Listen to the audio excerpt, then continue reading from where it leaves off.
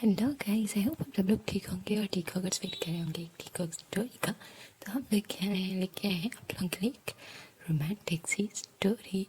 थोड़ी सी कह सकते हैं नफरत वाली भी है, क्योंकि इसमें रोमांस से ज़्यादा थोड़ा सा गुस्सा और एक तरह से आपको लड़ाई झगड़ा मिलने वाला है। तो आई होप आपको ये स्टोरी अच्छी लगेगी, जिसका नाम है और रिवेंज लव। और आई होप आपको ये स्टोरी अच्छी लगेगी, जिसमें हमारे मैन लीड है टीकॉक। और स्टोरी स्टार्ट होती है एक शिप से, जो कि एक वर्ल्ड टूर पे निकली हुई थी। और उसमें हमारा जेके जो है वो बहुत मज़े से एंजॉय कर रहा था, और उसके पास जो है ना बहुत सारी लड़कियां थी, और इस वक्त भी वो डांस कर रहा था। तभी उसे दूर जो है ना, यानी जो शिप का एक दूसरा एंड था, और वहाँ पे एक लड़की दिखती है। और वहाँ पे जो लाइट्स थी ना वो बहुत अजीब सी थी, जैसे लग रहा था वो लड़की किसी हॉरर सीन से निकल के आई हुई हो। तो जेके को पहले तो वो बहुत अजीब सा लगता है, लेकिन फिर वो पता नहीं क्यों उस लड़की की तरफ अट्रैक्ट होने लगता है, और आहिस्ता आहिस्ता करके वो उसी लड़के की तरफ जाने लगता है।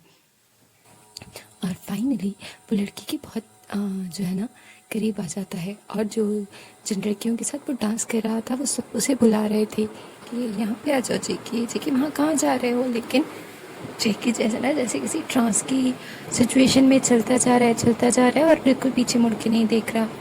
तो जेके जो है ना उस लड़की के पास आ जाता है, और लड़की जो है वो वहाँ से चली जाती है। तभी जेके उसके पीछे पीछे जाने लगता है, और वो एक साइड पे चली जाती है, और जेके उसका हाथ पकड़ता है और कहता है कहाँ जा रही हो तुम तुम वहाँ पे चलोगी, वहाँ पे काफ़ी ड्रिंक्स हैं और काफ़ी इन्जॉयमेंट का माहौल है, और हम डांस भी कर सकते हैं।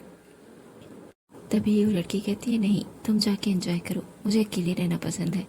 तभी वो लड़की जो है ना वो शिप की साइड पे चली जाती है, जहाँ पे कोई पार्टी नहीं हो रही थी, कोई म्यूज़िक नहीं था, बस वो बहती हुई लहरें, और दूर से एक सिटी लाइट्स दिख रही थी, और पानी की लहरें, और उनमें वो चांद।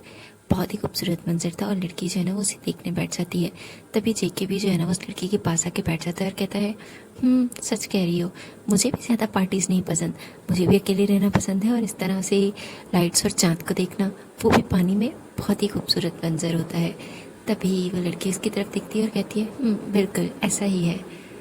तभी जो जेके है उसे कहता है हाय, आई एम जेके, मैं अभी ग्रेजुएट हुआ हूँ, और मुझे मेरी फैमिली में अपने बिज़नेस का सीईओ बनना है, लेकिन मैं उसके लिए थोड़ा सा वेट कर रहा हूँ, और इसीलिए मुझे फैमिली ने परमिशन दिया है कि मैं ये मंथ जो है ना वर्ल्ड टूर पे घूमूँ, इंजॉय करूँ और बहुत सारा फ़न करूँ।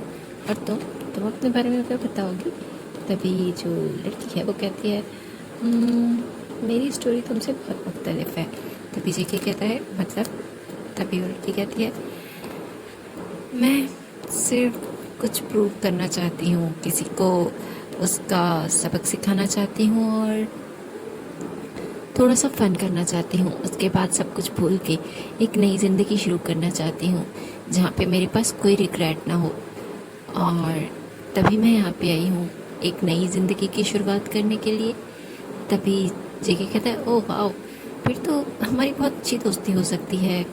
तुम तुम मुझसे बात कर सकती हो, अगर तुम यहाँ अकेली आई हो तो इसका मतलब है मैं तुम्हें बहुत अच्छी कंपनी दे सकता हूँ। तभी वो लड़की कहती है सॉरी, तुम मेरे टाइप की नहीं हो। तभी जेके कहता है कि क्या मतलब, मैं तुम्हारे टाइप का नहीं?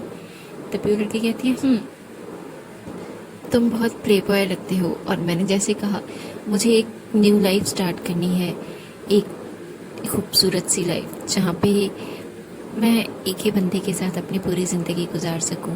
मैं बहुत ज़्यादा रोमांटिक हूँ, और कह सकते हो बहुत ट्रेडिशनल और ओल्ड थिंग का भी, क्योंकि मुझे ये ओल्ड न्यू टाइम के जो मोमेंट्स हैं ये बिल्कुल नहीं पसंद। जैसे स्टार्टिंग में ही टची हो जाओ, रोमांटिक हो जाओ, और फिर बहुत जल्दी ब्रेकअप कर लो, ओह मेरी टाइप की चीज़ ही नहीं है। तभी जेके कहता है तो तुम्हें किसने कहा कि मैं इस टाइप का लड़का हूँ? बिल्कुल भी नहीं, मैं वन नाइट स्टैंड तो बिल्कुल नहीं करता, और मैं कुछ भी नहीं करता गलत। मैं बहुत अच्छा हूँ, और मैं खुद अपने लिए एक ऐसी लड़की ढूंढना चाहता हूँ जिसके साथ मैं जो है ना पहले हम एक दूसरे को जाने समझें, फिर प्यार हो, इंगेजमेंट, और फिर शादी और बच्चे। मेरी लाइफ तो सेट है, मैंने पूरा प्लान बनाया हुआ है।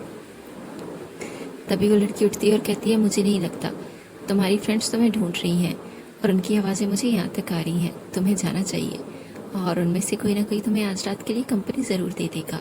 वो लड़की उठ के जाती है और जेके को बहुत बुरा लगता है। उसे लगता है नहीं, उसे रोकना चाहिए, वरना जेके इस टाइप का बंदा कभी नहीं है कि वो कभी किसी लड़की पे ज़्यादा टाइम लगाए या फिर उसके नखरे बर्दाश्त करे, यहाँ तक कि वो उससे कमिटमेंट की बात करे पहली ही मुलाकात में, वो भी लड़की का नाम जाने बगैर। ऐसा तो नहीं था जेके, लेकिन इस लड़की में कुछ तो है। वो उससे बात करते रहना चाहता है, वो उसके पास रहना चाहता है और उसके लिए वो कुछ भी करेगा, चाहे वो लड़की उससे सच में अभी ही मैरिज पेपर पे जो है ना साइन करने के लिए क्यों ना कहे। तभी जेके जो है ना वो दौड़ता बचाता है, उसका हाथ पकड़ता है और कहता है तो तुमने मुझे अपना नाम ही नहीं बताया और तुम किस रूम में रह रही हो ये भी नहीं बताया। तभी वो लड़की पीछे मुड़ती है और कहती है तुम्हें बहुत जल्द पता चल जाएगा, अभी इतनी भी क्या जल्दी है, एक ही तो शिप में है, कौन सा हम पूरे शहर में तुम्हें ढूंढना होगा। अगर तुम मुझे मिलना चाहो तो मैं तुम्हें मिल ही जाऊंगी। तभी वो लड़की चली जाती है और जेके जो है ना वो अपने हाथ की तरफ देख रहा होता है। क्या सच में उस लड़की ने उसे बिल्कुल भी भाव नहीं दिया? क्या वो हैंडसम नहीं लग रहा? तभी वो पार्टी में वापस जाता है और सारी लड़कियां उसके जो है ना कह सकते हैं इर्द गिर्द घूम रही थी, लेकिन जेके के जहन में अभी तक वो लड़की थी, वो मिस्टीरियस सी लड़की जिसने ना अपना नाम बताया और ना ही अपना रूम, वरना जेके पक्का उसके रूम में चला जाता। लेकिन उसने कहा था वो वन नाइट स्टैंड नहीं करती। लेकिन जेके जो है ना वो डिसाइड करता है कि वो जो भी है उसके साथ तो जेके पक्का रिलेशनशिप में जाएगा, चाहे वो उसके लिए लाइफ टाइम का वादा करके ही क्यों ना जाना पड़े। जेके कौन सा अपने पूरे वादे निभाता है, उसने पहले भी बहुत सारे दिलों को तोड़ा हुआ है। और तभी उसके जहन में एक चेहरा आता है, एक मासूम से लड़के का चेहरा जो हर वक्त उसको एक शेडो की तरह फॉलो करता था। वो कहीं भी जाता लड़का उसके पीछे पीछे घूमता था।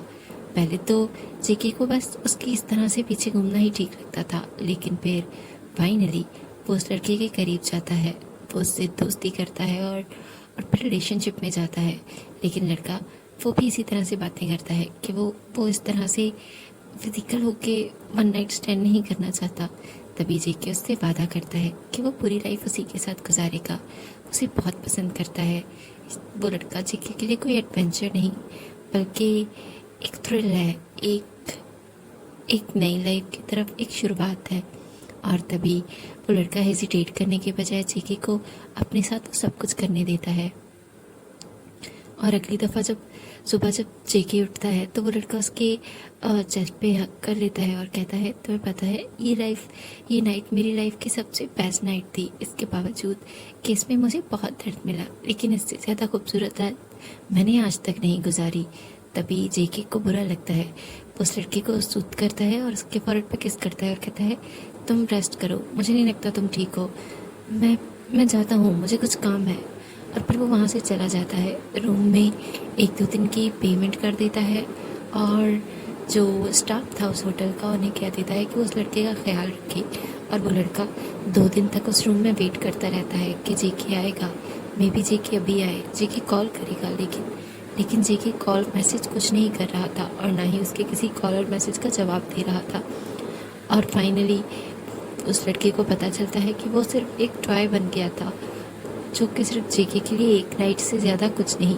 वो सारे वादे, वो सारी कस्में सिर्फ उसे एक रात अपने पास बुलाने के लिए थी और कुछ नहीं।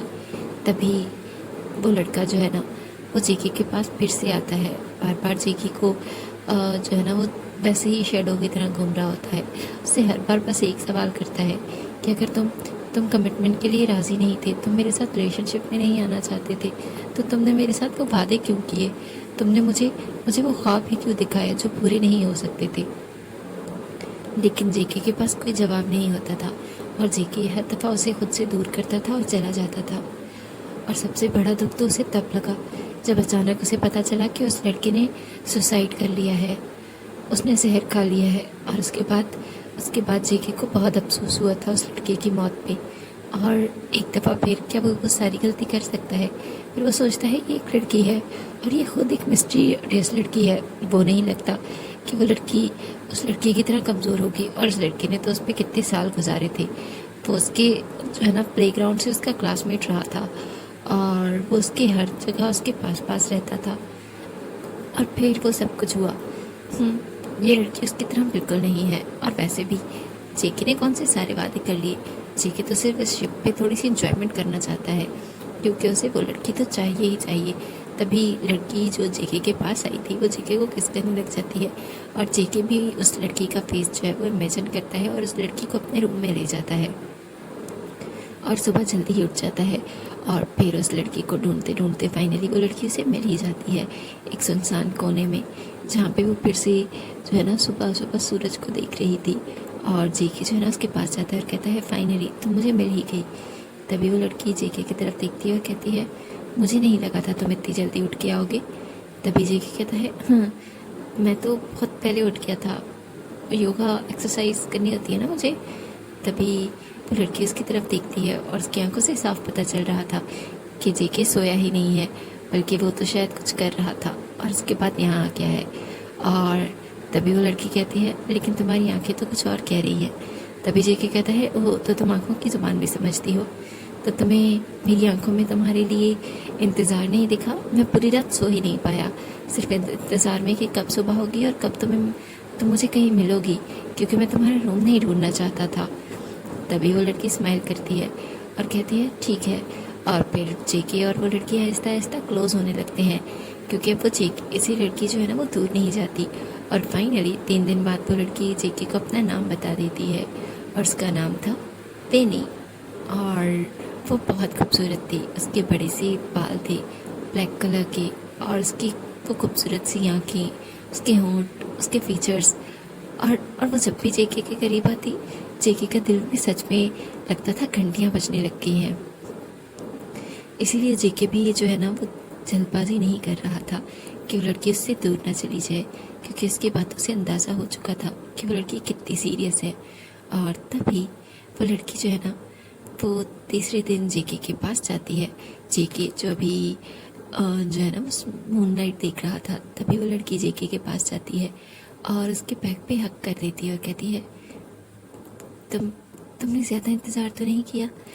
तभी जेके पीछे मुड़ता है और कहता है बिल्कुल नहीं, तुम्हारे लिए तो मैं पूरी लाइफ इंतज़ार कर सकता हूँ, ये 1 आधा घंटा क्या फ़र्क पड़ता है। तभी जेके जो है ना वो पीछे मुड़ता है और लड़की की जिनसे पकड़ के उसका फेस ऊपर करता है और उसके होंठों पे किस कर देता है। लड़की पीछे हटना चाहती थी, लेकिन जेके उसे ऐसा करने नहीं देता।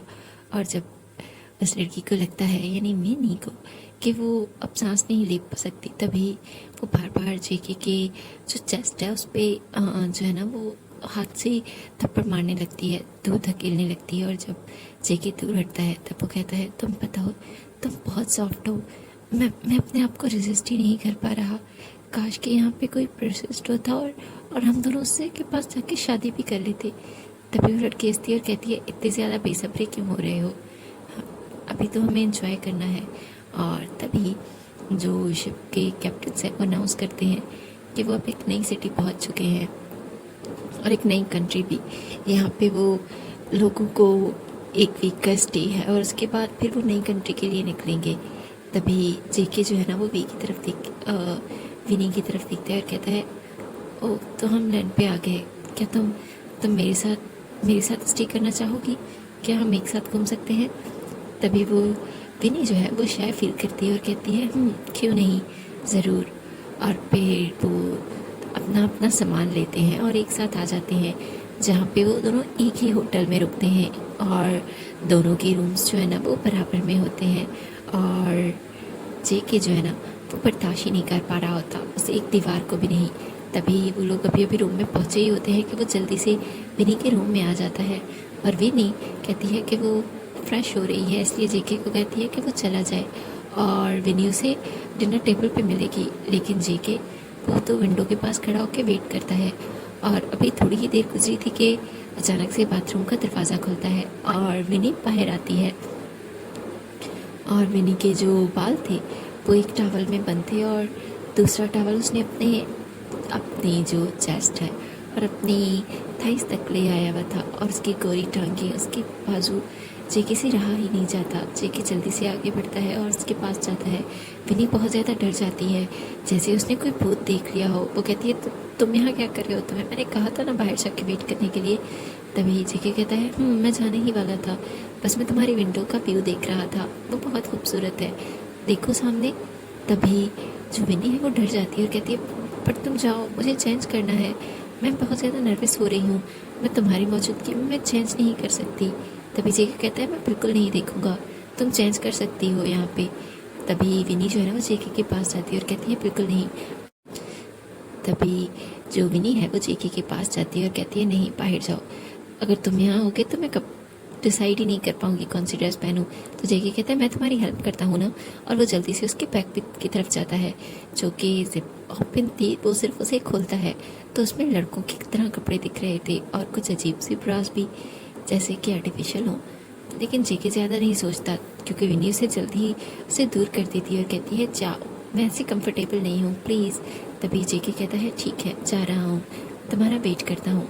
और वो जल्दी से विनी के पास आता है और उसके कॉलर बोन्स पे किस करता है और उसकी नोज़ पे भी जहाँ एक छोटी सी मोल थी, कहता है तुम बहुत खूबसूरत हो, और तुम्हें पता है मुझे ऐसे क्यों लग रहा है जैसे मैंने तुम्हें शायद पहले भी कहीं देखा है। तभी विनी उसे कहती है अब जाओ यहाँ से, हम बाहर बात करेंगे। और जैसे ही जेके बाहर जाता है, विनी जो है ना वो दरवाजे के साथ अपनी बैग लगा देती है और डर जाती है। और फिर वो अपने सर से वो टॉवल हटाती है और जो उसने बॉडी पे टॉवल पहना हुआ था वो भी, क्योंकि वो एक लड़का है, लड़की नहीं।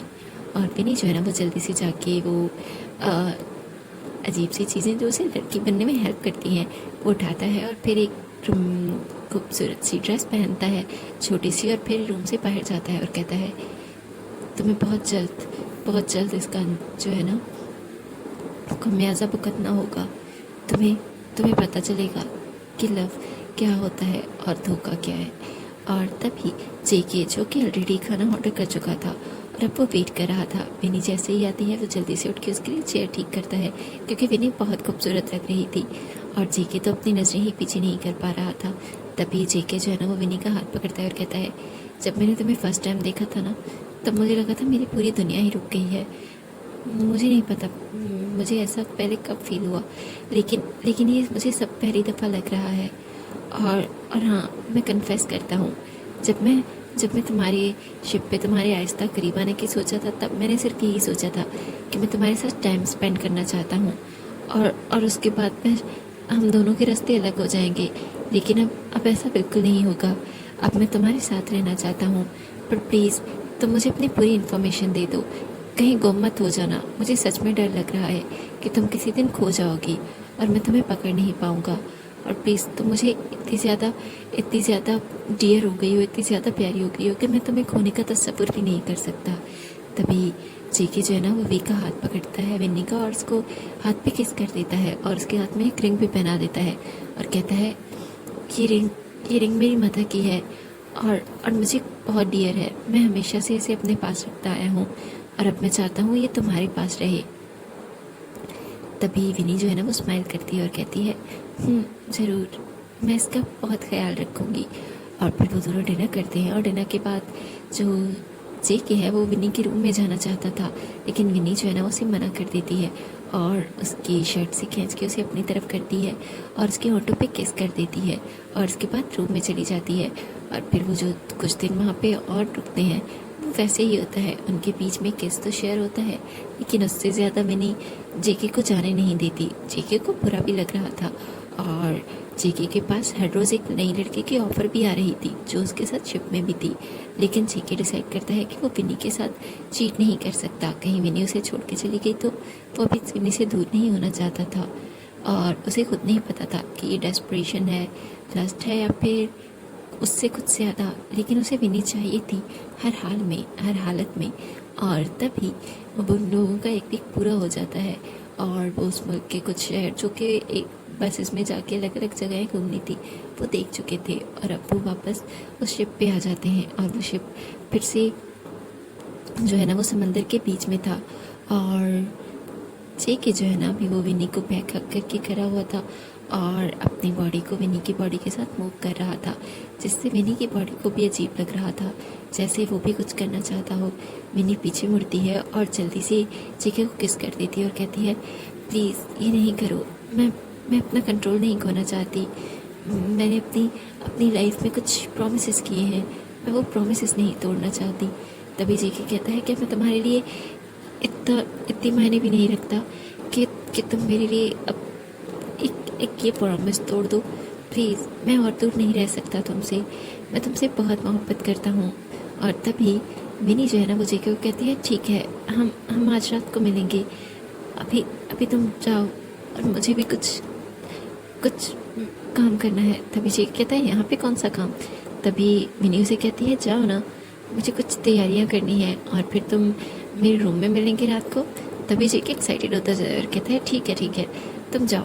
और जेके जो है ना वो बहुत एक्साइटेड होता है, वो एक रोमांटिक सी शर्ट पहनता है, पूरा परफ्यूम्स लगाता है और वो विनी को ढूंढते ढूंढते विनी के रूम में आ जाता है जहाँ पे कैंडल चल रही थी और उसका बेड बहुत खूबसूरत लग रहा था। और तभी वो विनी को आवाज़ देता है लेकिन विनी वहाँ नहीं थी। तभी उसे बेड पे एक चिट मिलती है जिसमें लिखा हुआ था कि शिप के जो लास्ट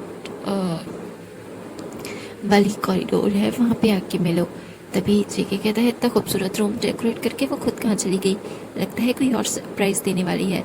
और वो जल्दी से जाता है ताकि उसे विनी को जल्द से जल्द मिल सके। और उस तरफ जब जाता है तब देखता है कि विनी जो है ना वो वहाँ पे खड़ी हुई है और जेके का वेट कर रही है। तभी जेके जो है ना वो कहता है विनी वहाँ क्या कर रही हो। तभी जो विनी है वो कहती है तुम्हारे लिए एक सरप्राइज़ है। तभी जेके कहता है बताओ कौन सा सरप्राइज़ है। तभी विनी उसे कहती है इधर तो आओ। तभी जेके विनी के पास जाता है, विनी उसे लाइफ बोट जैकेट जो है ना लाइफ बोट दिखाती है और कहती है क्या हम थोड़ी देर के लिए उस बोट में जा सकते हैं। तभी जेके कहता है लेकिन विनी कहती है प्लीज़ थोड़ी देर के लिए। और ये देखो ये रोप मैंने बांध रखी है, ये दूर नहीं जाएगी, ये बोट के साथ ही मूव करेगी, तो क्या हम जा सकते हैं। तभी जेके कहता है ठीक है। और जो जेके है ना वो आहिस्ता आहिस्ता उस बोट में जाता है और जैसे ही वो विनी के लिए हाथ बढ़ाता है विनी रुक जाती है और जो बोट के साथ वो रोप बंधी हुई थी जो कि शिप के साथ वो भी खोल के अपने हाथ में पकड़ लेती है और कहती है मुझे तुम्हें कुछ बताना है। तभी जेके कहता है जो भी बताना है पहले इधर तो आ जाओ, और इस रोप को क्यों खोला है, कहीं ये अलग हो गई तो। तुम्हें पता है ना हम लोग बहुत अजीब सी जगह है और पहले ही कैप्टन ने बताया था कि यहाँ पे कोई भी पानी में कूदने की गलती ना करे क्योंकि ये पानी बहुत डीप है और यहाँ पर जंगल और कुछ अजीब से रास्ते हैं जहाँ पे शिप का जाना और वापस आना पॉसिबल ही नहीं है। वहाँ तो शिप्स और चीज़ें जाती ही नहीं हैं और ये तो सिर्फ एडवेंचर के लिए उस रास्ते से गुजर रहे हैं हम लोग यहाँ पे। तभी जो विनी है ना वो जेके के तरफ हाथ करती है और कहती है प्लीज़ पहले मेरी बात सुन लो। तभी जेके कहता है ठीक है मैं सुन रहा हूँ बोलो। तभी विनी कहती है तुम्हें पता है मैं शिप में क्यों आई। तभी जेके कहता है क्योंकि तुम अपनी लाइफ की न्यू शुरुआत करना चाहती थी और शायद कुछ और भी तुमने बताया था। तभी विनी कहती है मैं किसी से बदला लेना चाहती थी, उससे जिसने मुझे हर्ट किया, जिसने मुझे एक तरह से मार ही दिया। तभी जेके कहता है कि क्या रिवेंज, कि किससे रिवेंज और किसने तुम्हें हर्ट किया मुझे बताओ, मैं उन्हें छोड़ूंगा नहीं। तभी जेके कहता है बिल्कुल तुमने, तुम्हारे अलावा मुझे कौन हर्ट कर सकता है जेके। तभी विनी की आवाज़ चेंज हो गई थी। जेके कहता है विनी तो तुम्हारी आवाज़ और हम तो पहली दफ़ा मिल रहे हैं ना, तो मैं तुम्हें कैसे हर्ट कर सकता हूँ। और आई प्रॉमिस मैं तुम्हारे मिलने के बगैर किसी लड़की के पास नहीं गया, मैंने कुछ भी नहीं किया। पर विनी कहती है कितनी जल्दी भूल गए ना, मैं तुम्हारे सामने थी, कितनी दफ़ा तुम्हारे सामने था, लेकिन तुमने मुझे पहचाना नहीं। क्या मैं इतना इतना इतना अनइम्पॉर्टेंट था तुम्हारे लिए कि तुम मुझे ऐसे भूल गए। क्या तुम्हें एक दफ़ा भी मेरी याद नहीं आई। तभी जेके कहता है कौन हो तुम और ये सब कुछ। तभी जो विनी है वो अपने जो बाल हैं उन्हें पीछे कर लेती है और तभी पता चलता है कि वो एक लड़का है, एक लड़की नहीं। और उसने जो गर्ल ड्रेस पहनी हुई थी उसके ऊपर वो जैकेट पहन लेता है और कहता है तुम्हें अभी भी यकीन नहीं आया ना। तभी वो अपने उस जैकेट के पॉकेट से एक वेट टिश्यू निकालता है और अपने फेस पे उस टिश्यू को साफ करता है जिससे उसके चेहरे से पूरा मेकअप हट चुका था। और तभी वो अपनी आंखों से लेंसेज निकालता है और कहता है कि अब भी तुम्हें मेरी याद नहीं आ रही, क्योंकि वहाँ लाइट काफ़ी कम थी इसीलिए जेके को अब भी समझ नहीं आ रहा था। जेके कहता है मुझे समझ नहीं आ रहा तुम कौन हो और मेरे साथ ये सब कुछ क्यों करना चाहते हो, मैंने तुम्हारा क्या बिगाड़ा है।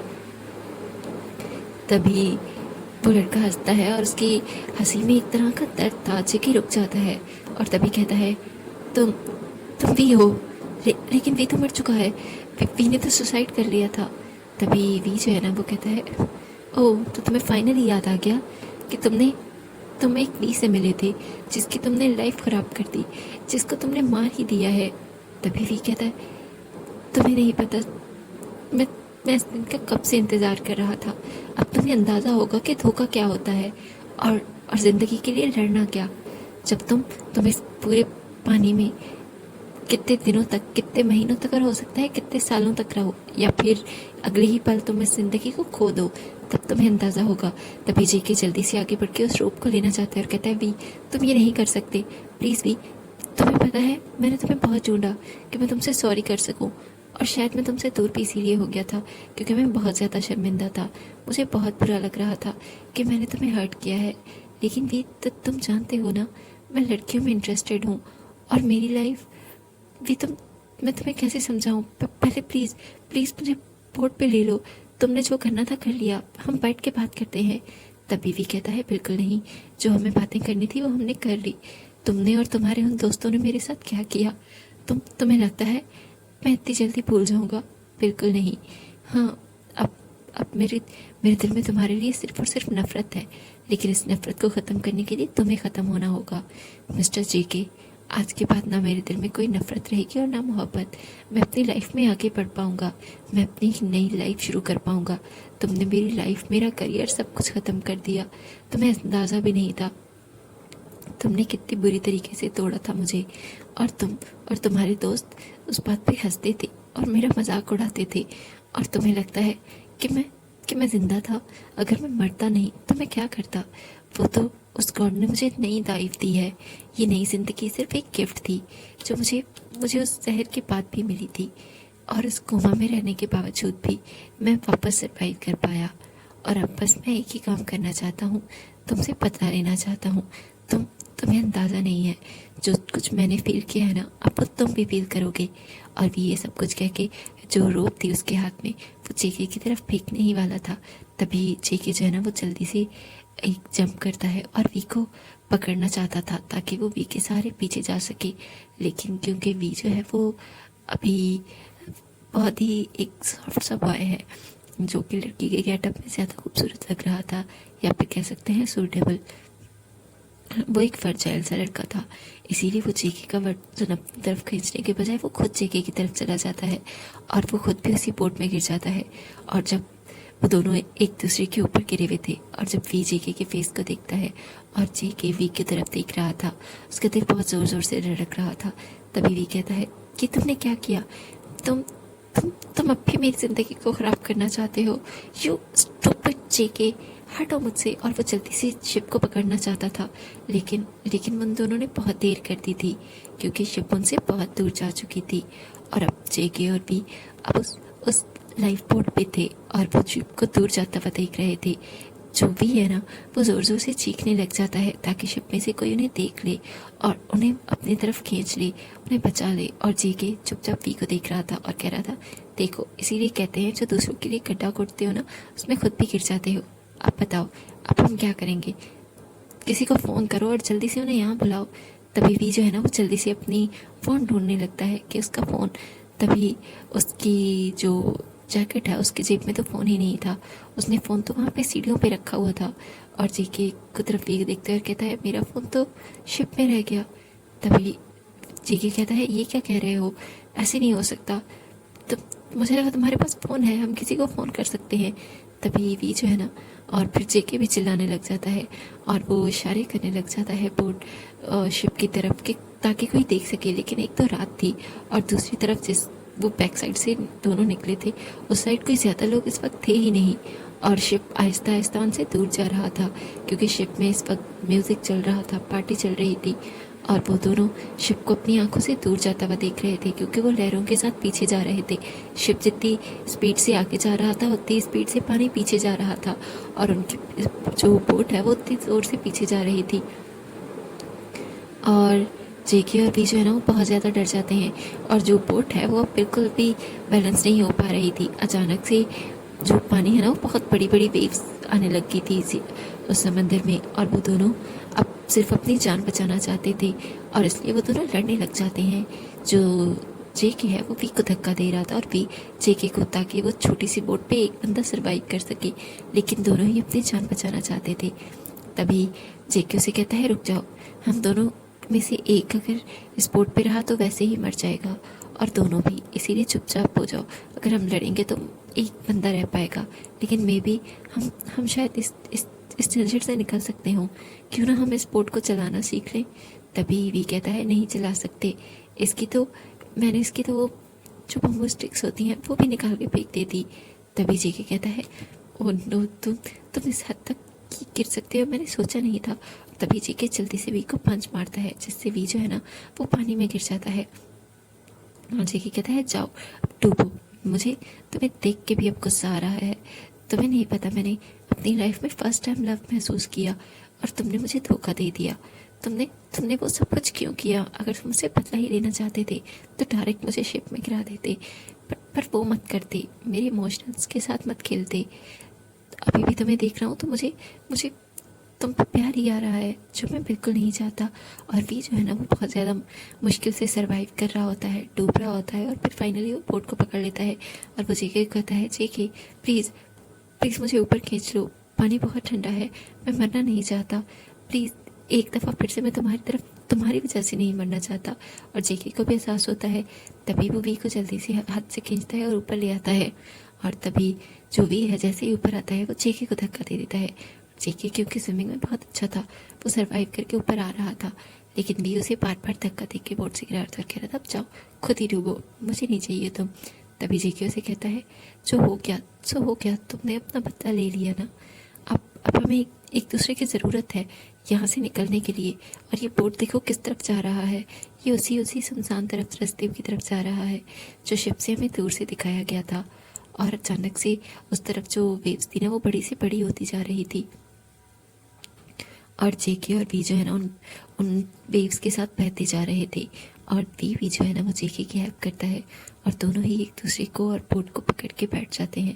लेकिन उन दोनों के ऊपर पानी गिर रहा था और एक तरह से वो दोनों बहुत ज़्यादा पानी गिरने की वजह से अनकॉन्शियस हो जाते हैं और उन्हें पता ही नहीं चलता कि क्या हुआ। और फाइनली जेके की आँख खुलती है और वो देखता है कि सूरज जो है ना वो सनराइज़ हो रहा है, हर तरफ रोशनी हो रही है। और वो कहाँ है उसे कुछ समझ नहीं आ रहा था। तभी उसे अंदाज़ा होता है कि वो उस जगह से बहुत दूर आ चुके हैं जहाँ पर वो शिप से दूर हुए थे। लेकिन ये जगह तो बहुत अलग थी, जैसे बहुत सारे पहाड़ों के बाद वो जगह आई थी, क्योंकि यहाँ कर तो हर चीज़ अलग लग रही थी। और तभी जेके जो है ना वो वी के पास जाता है और उसे बुलाने लगता है, कहता है वी क्या तुम जिंदा हो? हेलो वी उठ जाओ प्लीज़, तुम मरो मत, मैं तुम्हारी डेड बॉडी को भी अभी ठिकाने नहीं लगा सकता। तभी वी जो है ना अपनी मुश्किल से आंखें खोलता है और कहता है ओह सॉरी, मैं अभी जिंदा हूँ, इसीलिए तुम्हें ये अच्छा काम करने की ज़रूरत नहीं पड़ेगी। तभी जेके उसे कहता है मुझसे लड़ना मत करो और देखो हम कहाँ आ गए हैं, मुझे कुछ समझ नहीं आ रहा। तभी वी जो है ना वो कहता है ओह नो, ये हम कहाँ आ गए, ये तो बहुत अजीब सी जगह है और यहाँ पर तो बहुत अच्छा अजीब सा रास्ता है, ये भी नहीं पता चल रहा हम लोग किस रास्ते से आए थे, शायद हम लोग सो गए थे। तभी जेके कहता है मैं भी यही कह रहा हूँ। और तभी जो भी है ना वो कहता है अब मुझसे और ज़्यादा इंतज़ार नहीं हो रहा, प्लीज़ मुझे घर जाना है, मुझे लैंड पे जाना है, मुझे बहुत ज़्यादा भूख लगी है और बहुत ज़्यादा प्यास भी लग रही है।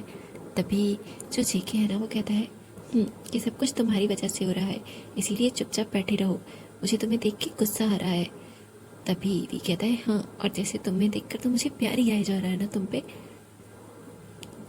तभी वो दोनों बैठ जाते हैं और अपने आप को उन लहरों के हवाले कर देते हैं, क्योंकि बोट आहिस्ता आहिस्ता मूव कर रही थी और सुबह से शाम हो चुकी थी।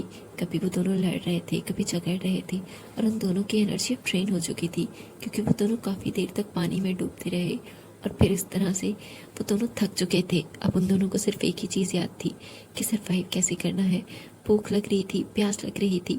और तभी जो जेके है ना वो वी की तरफ देखता है और वी से कहता है तुम्हें तो बहुत अच्छी स्विमिंग आती है, जाओ ना पानी में डूबो और कहीं से लैंड देख लो। तभी जेके कहता है मुझे लगता है हमें ये करना होगा। तभी जेके कहता है वो देखो सामने एक पेड़ आ रहा है, क्यों ना मैं खड़ा हो जाऊँ और उसकी एक डाली खींच लूँ, तभी जेके वी कहता है हाँ ट्राई कर लो। तभी जेके कहता है मुझे धक्का मत देना, क्योंकि अभी हमें सर्वाइव करने के लिए दोनों बंदे ज़रूरी हैं। अकेला बंदा ज़्यादा बुरे जो है ना सिचुएशन में फंस सकता है, कम से कम हम एक दूसरे के साथ बात तो कर रहे हैं। तभी वी कहता है बिल्कुल मैं जानता हूँ, मैं समझता हूँ, मैं कुछ नहीं कर रहा। तभी जेके खड़ा होता है और कहता है मुझे पकड़ लो, मुझे गिरने मत देना या फिर उस पेड़ के साथ लटकने। तभी वी जो है ना वो जेके को पकड़ लेता है और जेके जल्दी से उस जो पेड़ आता है उसमें से एक डाली को पकड़ लेता है और जेके उसके साथ पीछे ही ना रह जाता, लेकिन गलती से वो पानी में अंदर गिर जाता है। लेकिन वी ने अभी भी उसकी एक टांग पकड़ी हुई थी, जिसकी वजह से जेके खुद ट्राई करता है और वी के साथ वो वापस आ जाता है और उसने एक छोटा सा पेड़ का हिस्सा अपने हाथ में था और उसके साथ जेके जो है ना वो बोट को चलाने की कोशिश करता है ताकि वो आगे पहुंच जाए। और आहिस्ता आहिस्ता वो बोट आगे तो जो पहले बहुत स्लो मूव कर रही थी अब थोड़ा तेज़ कर रही थी और वो दोनों खुश होते हैं कि शायद वो लोग ज़मीन पे पहुंच जाएं, किसी शहर किसी कहीं तो पहुंच जाएं। बस उन्हें अभी ज़मीन पे पहुंचना था क्योंकि वो इस पानी के मोशन से तंग आ चुके थे। तभी जो जेके है ना वो कहता है मुझे लगता है वो जहाँ ज़्यादा पेड़ दिख रहे हैं ना वहाँ पे ज़मीन होगी। लेकिन उससे पहले कि वो कुछ और सोचता, बहुत ज़्यादा जो बड़ी बड़ी वेव्स थे ना वो स्टार्ट हो जाती हैं और उन्हें पता ही नहीं चलता। वो फिर से उस पानी के बीच में जो है ना अनकॉन्शियस पड़े होते हैं और फाइनली आधी रात हो जाती है और वी की आँखें खुलती हैं और जब वो देखता है तब उसे फील होता है कि उसकी जो बोट है वो डूबने लगी है क्योंकि उसमें पानी भरना स्टार्ट हो चुका था। और वी जो है ना वो जल्दी से जेके की तरफ दिखता है जो अभी भी अनकॉन्शियस पड़ा था और जल्दी से वो जेके को पुश करने लग जाता है, उसे उठाने की कोशिश करता है। जेके उठ जाओ, बोट में पानी भर रहा है, हम लोग पानी के अंदर डूब रहे हैं, देखो हमारी टांगे पानी के अंदर हैं जेके। तभी जेके जो है ना वो आहिस्ता आहिस्ता आँखें खोलता है और उसको भी जब आँखें खुलती हैं तो एहसास होता है कि वो पानी में डूबने वाले हैं क्योंकि उस बोट में से पानी भरने लग चुका है। वो बोट जो थी अब उसमें सुराख हो गया था, उसमें से हवा निकल रही थी। और तभी जो जेके है ना वो कहता है ओह शिट वी जल्दी से जंप करो, हमें इस बोट से निकलना होगा। तभी वी कहता है मैं इतनी ज़्यादा देर तक स्विम नहीं कर सकता, मैं स्विमिंग में अच्छा नहीं हूँ। तो जेके उसे कहता है लेकिन इस बोट में रह के मरोगे, उससे बेटर है जल्दी चलो। और जेके और वी जो है ना वो एक जल्दी से छलांग लगाते हैं और फिर वो स्विमिंग करने लग जाते हैं। और वी जैसे ही ज़्यादा पानी होता है ना वी कहता है मैं डूब रहा हूँ। तभी जेके उसके पास आता है और कहता है मेरा हाथ पकड़ लो, मेरी बैक पे अपने हाथ रख लो और मेरे साथ स्विमिंग करना शुरू कर दो। वी वैसा ही करता है और वो दोनों थक जाते हैं और वी कहता है शायद यही तक थी हमारी लाइफ। तभी जेके उसे कहता है तुम इतनी जल्दी हार नहीं मान सकते। तो वी उसकी तरफ देखते और कहता है मुझे माफ़ कर देना जेके, मैं शायद उस पतले के चक्कर में इतना अंधा हो गया था, मुझे लगा था मैं कुछ कर लूँगा, मैं सिर्फ तुम्हें एहसास दिलाना चाहता था, मुझे नहीं अंदाज़ा था कि हम सच में यहाँ फंस जाएंगे या तुम यहाँ अकेले फंस सकते थे। अब मुझे एहसास हो रहा है कि मैंने कितनी बड़ी गलती कर ली। तभी जेके कहता है कोई बात नहीं, शायद ये सब कुछ मेरी ही कर्मों का फल था। तभी भी उसे कहता है जेके तुम चले जाओ यहाँ से, मुझे छोड़ दो, शायद मेरी लाइफ यही तक थी और अगर तुम वापस लैंड जा सको तो प्लीज़ मेरी फैमिली को बता देना कि मैं डूब गया और उन्हें ये मत बताना कि मैं कैसे डूबा क्यों डूबा, बस उन्हें ये बता देना कि मेरी लाइफ ख़त्म हो गई ताकि वो लोग इंतज़ार ना करें क्योंकि इंतज़ार बहुत ज़्यादा बुरा होता है। तुम्हें पता है मैंने तुम्हारा कितने सालों तक इंतज़ार किया? 10 साल तक। मैंने जब तुम्हें फर्स्ट टाइम देखा था ना तब से तुम मुझे बहुत अच्छे लगते थे, मैं तुमसे दोस्ती करना चाहता था और तुम्हारा शेडो बन के रहना चाहता था, इसीलिए मैं तुम्हारे लिए छोटी मोटी चीज़ें ले आता था, तुम्हारे आसपास रहता था, सिर्फ इसलिए क्योंकि मुझे तुम्हें देख के ही खुशी मिलती थी। लेकिन मैं ग्रीडी हो गया था और मेरी ग्रीड बढ़ती चली गई।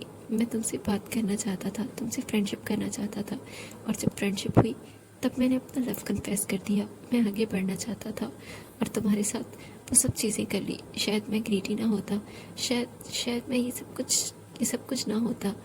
तभी जेके उसे कहता है सॉरी वी, मैंने तुम्हारे साथ बहुत बुरा किया है लेकिन प्लीज़ मुझे माफ़ कर दो। मुझे अंदाज़ा है कि मैंने शायद बहुत बुरा किया क्योंकि अब मुझे एहसास हो रहा है कि मोहब्बत और फिर उसके बाद धोखा कितना बुरा होता है। मुझे माफ़ कर दो वी, प्लीज़ मुझे माफ़ कर दो। तभी जेके कहता है चलो भी मुझे हाथ दो। तभी भी उसका हाथ छोड़ता है और कहता है गुड बाय जेके और वो अपने आप को पानी के लहरों के हवाले कर देता है। लेकिन जेके वो ऐसा होने नहीं देता और वो जल्दी से पानी के अंदर छलांग लगाता है और वी को वापस ले आता है उस पानी से और अपनी बैग पे लेके उसे चलने लगता है, क्योंकि वी जो है ना वो अनकॉन्शियस था। और तभी जेके को ना दूर से लगता है कि वो शायद ज़मीन के बहुत करीब है, क्योंकि अब पानी की जो गहराई थी वो कम होना शुरू हो चुकी थी। और जेके कहता है बस थोड़ा सा और फाइनली वो अब खड़ा हो सकता था पानी के बीच में। इसका मतलब है अब उसकी गहराई उतरी नहीं थी, और क्योंकि अंधेरा था हर तरफ और चांद भी बादलों में छुपा हुआ था। तभी जेके को कुछ समझ नहीं आता, बस इतना ज़रूर आता है कि वो लैंड के बहुत करीब है। और आहिस्ता आहिस्ता वो चलने लगता है। जब उसे लगता है कि पानी बहुत दूर है उससे, तभी उसे एक पत्थर सा लगता है और उसमें इतनी भी सांस जान बाकी नहीं बची थी कि वो थोड़ा सा और आगे जा सकता। वो उसी पत्थर पे वी को लिटाता है और ख़ुद भी उसके ऊपर गिर जाता है और वहीं पे सो जाता है, क्योंकि वो बहुत ज़्यादा टायर्ड हो चुका था। वो लोग 2 दिन से बगैर कुछ खाए पिए रह रहे थे, और अगर आज भी उन्हें कुछ खाने पीने को नहीं मिलता तो उन दोनों का सर्वाइव करना बहुत मुश्किल था। तभी जो जेके और वी है ना वो इसी तरह पड़े रहते हैं, लेकिन फिर एक और सूरज निकलता है जो उन दोनों के लिए शायद ज़िंदगी की खुशखबरी लाया था, क्योंकि सूरज के साथ साथ जब जेके की आंखें खुलती हैं तब वो देखता है कि वो सच में एक जजीरे पे हैं, एक लैंड पे हैं, ज़मीन है उनके पास, और उससे ज़्यादा उसे किसी चीज़ की उस पर खुशी हो भी नहीं सकती थी। और जल्दी से जेके जो है ना वो वी को उठाने की कोशिश करता है, और वी जो कि उसे लगा था मर चुका है, वो दोबारा लाइफ में अपनी आंखें खोल के था मुझे क्यों जगाया, मुझे नहीं जिंदा रहना था, और ये स्ट्रगल। तभी जेके उसे कहता है अपनी आंखें खोलो और देखो हम लोग लैंड पे आ चुके हैं। और तभी वी इधर उधर देखता है और उसे ज़मीन दिखती है, और वी जो है ना वो कहता है क्या सच में हम ज़मीन पे आ गए। और वो दोनों बहुत टायर्ड थे, लेकिन जेके से कहता है चलो हमें पानी ढूंढना होगा, यहाँ पे कोई तो रहता होगा, हमें किसी से हेल्प लेनी होगी, हमें बिल्कुल एनर्जी नहीं बची। तो वी कहता है मुझसे चला भी नहीं जा रहा। तभी जेके उसका हाथ पकड़ता है और कहता है प्लीज़ चलो हमें चलना होगा, प्लीज़ वी ट्राई करो, तुम्हें चलना होगा। और जेके और वी जो है ना वो आगे बढ़ने लग जाते हैं, और लकीली उन्हें ये ज़मीन मिल चुकी थी। और जेके और वी जो है ना वो दोनों सर्च करने लग जाते हैं। जो वी है वो बैठ जाता है क्योंकि उसे कुछ समझ नहीं आ रहा था। तभी जेके को वहाँ पे कुछ पेड़ दिखते हैं और सोचता है कि अगर पानी नहीं तो कम से कम कोई फ्रूट ही मिल जाए। और वी उसे कहता है बैठ जाओ जेके, हम लोग और नहीं चल सकते। और तभी जेके कहता है वी तुम इस तरह हार नहीं मान सकते, हमने उस पानी से सरवाइव कर लिया है, हम ये भी सरवाइव कर लेंगे, प्लीज़ आ जाओ मेरे साथ, मेरी हेल्प करवा दो। तभी वी उठता है और थोड़ा सा चलता है और उसके पाँव में पत्थर चुभने लग जाते हैं, क्योंकि उसके पास जूते नहीं थे, उसके जूते तो कहीं पानी में गिर गए थे। और जेके जल्दी से वी के पास आता है और कहता है ओह तुम्हें तो चोट लग गई है, ब्लीडिंग हो रही है, तुम एक काम करो, तुम यहाँ बैठ जाओ, मैं ढूंढता हूँ। और वी जो है ना वो बैठा होता है, और फाइनली एक आधे घंटे बाद जो है ना वो जेके आता है और कहता है वी मुझे पानी मिल गया, वहाँ पे आवाज़ थी और मुझे लगता है पानी है, चलो हम वहाँ चलते हैं। और वी उसे कहता है कि तुमने पानी देखा वहाँ पे? तभी जेके कहता है नहीं, मुझे लगा मैं जाऊँगा और वापस आऊँगा तो टाइम लगेगा, इसलिए मैं तुम्हें लेके जाता हूँ, आ जाओ। और फिर जेके जो है ना वो वी को उठाता है और उसे अपने सहारे वहाँ पे ले जाता है। और थोड़ी दूर चलने के बाद उन्हें वो पानी जो है ना आवाज़ें आने लग जाती हैं, और वो थोड़ा सा आगे बढ़ते हैं तो सच में वहाँ पे एक पानी की आबशार बह रही थी, यानी एक खूबसूरत सी फाल थी जहाँ से पानी बह रहा था, और वो पानी बहुत साफ था। और जेके ज़्यादा नहीं सोचता, वो जल्दी से उस पानी के अंदर छलांग लगा देता है और वो पानी पीता है जो कि मीठा पानी था, और उस समंदर के खारे पानी से बहुत बेहतर।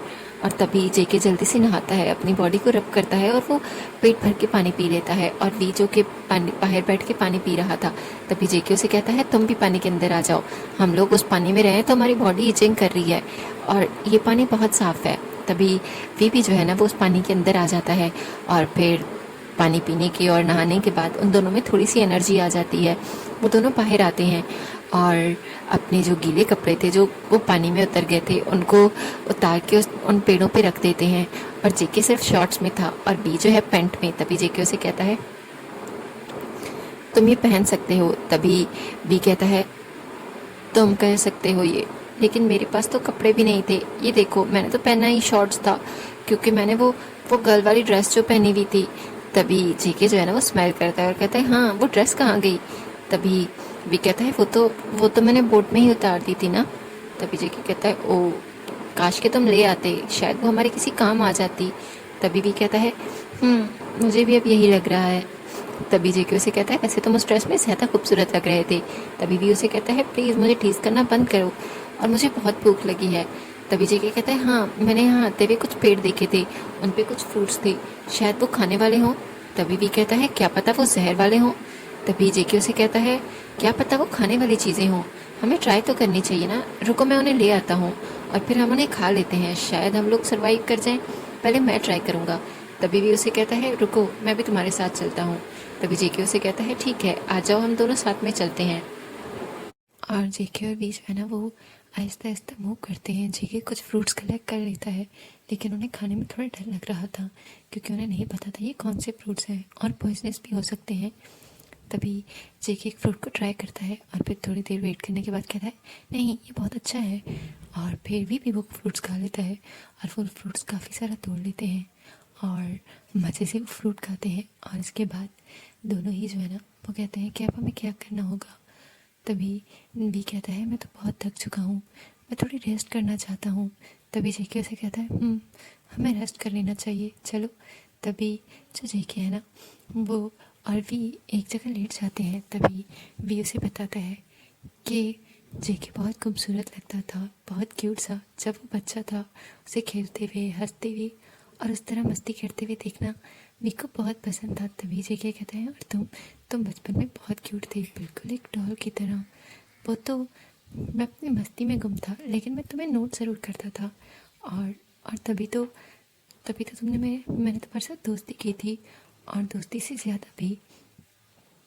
तभी जेके अपने बचपन के और अपने स्कूल के किस्से डिस्कस कर रहे होते हैं और वो वैसे ही लेटे होते हैं और उनकी तभी जेके उसे कहता है तुम मुझे क्यों लाइक करते थे, क्या तुम मुझे बताना पसंद करोगे। तभी भी कहता है नहीं मैं अब तुम्हें पसंद नहीं करता। तभी जेके कहता है मैं ये कब कह रहा हूँ, अब मैं कह रहा हूँ तब स्कूल में।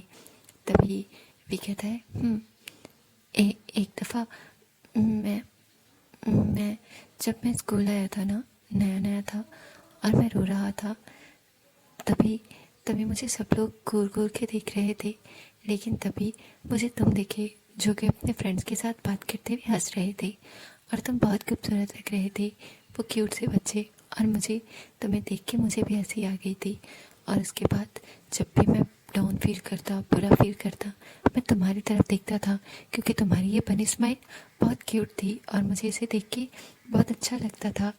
फिर आहिस्ता आहिस्ता मुझे तुम्हारे करीब होने का, तुम्हारे आसपास रहने का दिल करता था और मुझे नहीं पता चला कि कब वो सिर्फ एक बनी स्माइल से मुझे प्यार हो गया। और जब तुमने कहा कि तुम भी, तो मुझे लगा शायद मैं बहुत लकी हूँ, लेकिन ज़रूरी नहीं कि जो हम हमेशा चाहते हैं वो सब हमें मिलता रहे। तभी जेके कहता है मुझे माफ़ कर दो भी, मैंने वो। तभी भी कहता है कोई बात नहीं, मैं मूव ऑन कर रहा हूँ। तभी जेके कहता है तुमने तो मूव ऑन कर भी लिया हो मे भी, लेकिन मैं कैसे करूँगा, मुझे तो विन्नी से प्यार है। तभी भी कहता है शायद अब कोई विन्नी नहीं है। तभी जेके कहता है तुम ऐसे कैसे कह सकते हो, मैं उस विन्नी से बहुत मोहब्बत करता था, क्या तुम मेरे लिए लड़की बन के रह सकते हो, विन्नी बन के, ताकि मैं तुम्हारे साथ। तभी भी उसे कहता है दफ़ा हो जाओ, और जेके जो है ना वो स्माइल करने लग जाता है क्योंकि वो सिर्फ जो भी है उसका ख्याल भटकाना चाहता था। और फिर दोनों ही वहाँ लेट जाते हैं और फिर सो जाते हैं। और तभी शाम को जाती है और जेके है ना वो कहता है कि हम लोग जंगल में हैं, हमें किसी को ढूंढना होगा। तभी जेके अपनी शर्ट को एक लकड़ी में लगा के फाइट लगा देता है। तो ये से कहता है ये क्या कर रहे हो। तभी जेके कहता है मैंने लोगों को देखा है इस तरह करते हुए फिल्म्स में। तभी जेके कहता है वो फिल्म है। तभी भी कहता है ऐसा कुछ नहीं होने वाला, मे बी शिप वाले हमें ढूंढते हुए आ जाएं, उन्हें पता तो चल जाएगा ना कि दो लोग शिप पे नहीं हैं। तभी जेके कहता है हाँ, और उन्हें लगेगा कि हम पानी में गिर के डूब के मर गए। तभी भी कहता है होप सो ऐसा ना हो, अगर ऐसा हुआ तो। तभी जेके कहता है तभी भी कोई आता था और कहता है ओ एक और भी चीज़ है। तभी जे कहता है वो क्या। तभी भी कहता है वो शिप तुम्हें पता है मैंने ये टाइम क्यों चूज़ किया था? वरना मैं चाहता था कि हम लोग थोड़ा देर रुक जाएं और उसके बाद कुछ आगे प्लान करूं। तभी जीके कहता है क्यों? तभी भी कहता है क्योंकि उस शिप में से एक छोटी शिप आई थी जिसमें से कुछ पैसेंजर वापस जाना चाह रहे थे, कुछ को सी सिकनेस हुई थी और उसमें से 5-6 लोग उस शिप में गए थे। और मुझे लगा शायद शायद तुम्हारा नाम भी उनमें लिख दूंगा और कोई डाउट नहीं करेगा और तुम्हारी हेल्प नहीं करेगा जब तक मैं नहीं चाहूँगा। तभी जेके कहता है क्या तुमने वहाँ नाम लिखा था? तभी भी कहता है मैंने उस शिप एंट्री वाले को बोला तो था कि जेके को भी जाना है, उसका भी नाम लिख दो, लेकिन लेकिन मुझे नहीं पता कि उसने ऐसा किया या नहीं। तभी जेके कहता है ओ नो भी, तुमने तुम्हें तुमने फंसा दिया। अब तो मुझे लगता है वो लोग हमें ढूंढेंगे भी नहीं। तभी भी कहता है हम सॉरी, लेकिन लेकिन वो ढूंढेंगे तो सही ना जब उन्हें पता चलेगा कि हम लोग। तभी जो जेके हैं वो कहते हैं हाँ हाँ पता नहीं कितने दिनों बाद ढूंढा जाए, 3 दिन तो वैसे ही गुजर चुके हैं, अब ये ना हो कि हमें सालों यहाँ पे रहना पड़ जाए। और तभी जो भी है उसे कहता है प्लीज़ ऐसे मत बोलो, ये कितनी अजीब सी जगह है, हम यहाँ पे कैसे रहेंगे और यहाँ पे तो जानवर होंगे और क्या हम बस वही फ्रूट खा के रहेंगे? तभी जेके कहता है ओ अंधेरा होने से पहले हमें हमें कोई शेल्टर बना लेना चाहिए, हम इस तरह से नहीं रह सकते। तभी भी कहता है शेल्टर कैसे? तभी जेके कहता है चलो देखते हैं। और फिर जो भी और जेके हैं वो आस पर जो पूरा आइलैंड होता है उसे एक्सप्लोर करने लग जाते हैं। तभी उन्हें अंदाज़ा हो जाता है कि ये एक आइलैंड है जिसके चारों तरफ पानी है और एक छोटा सा जजीरा है जिसके एक साइड पे जंगल है और थोड़े से दूर भी सिर्फ जंगल ही दिख रहा है पानी के पीछे साथ में। और तभी जो जेके और भी हैं वो कहते हैं अब क्या करें? तभी जेके कहता है हमें एक शेल्टर बना लेना चाहिए।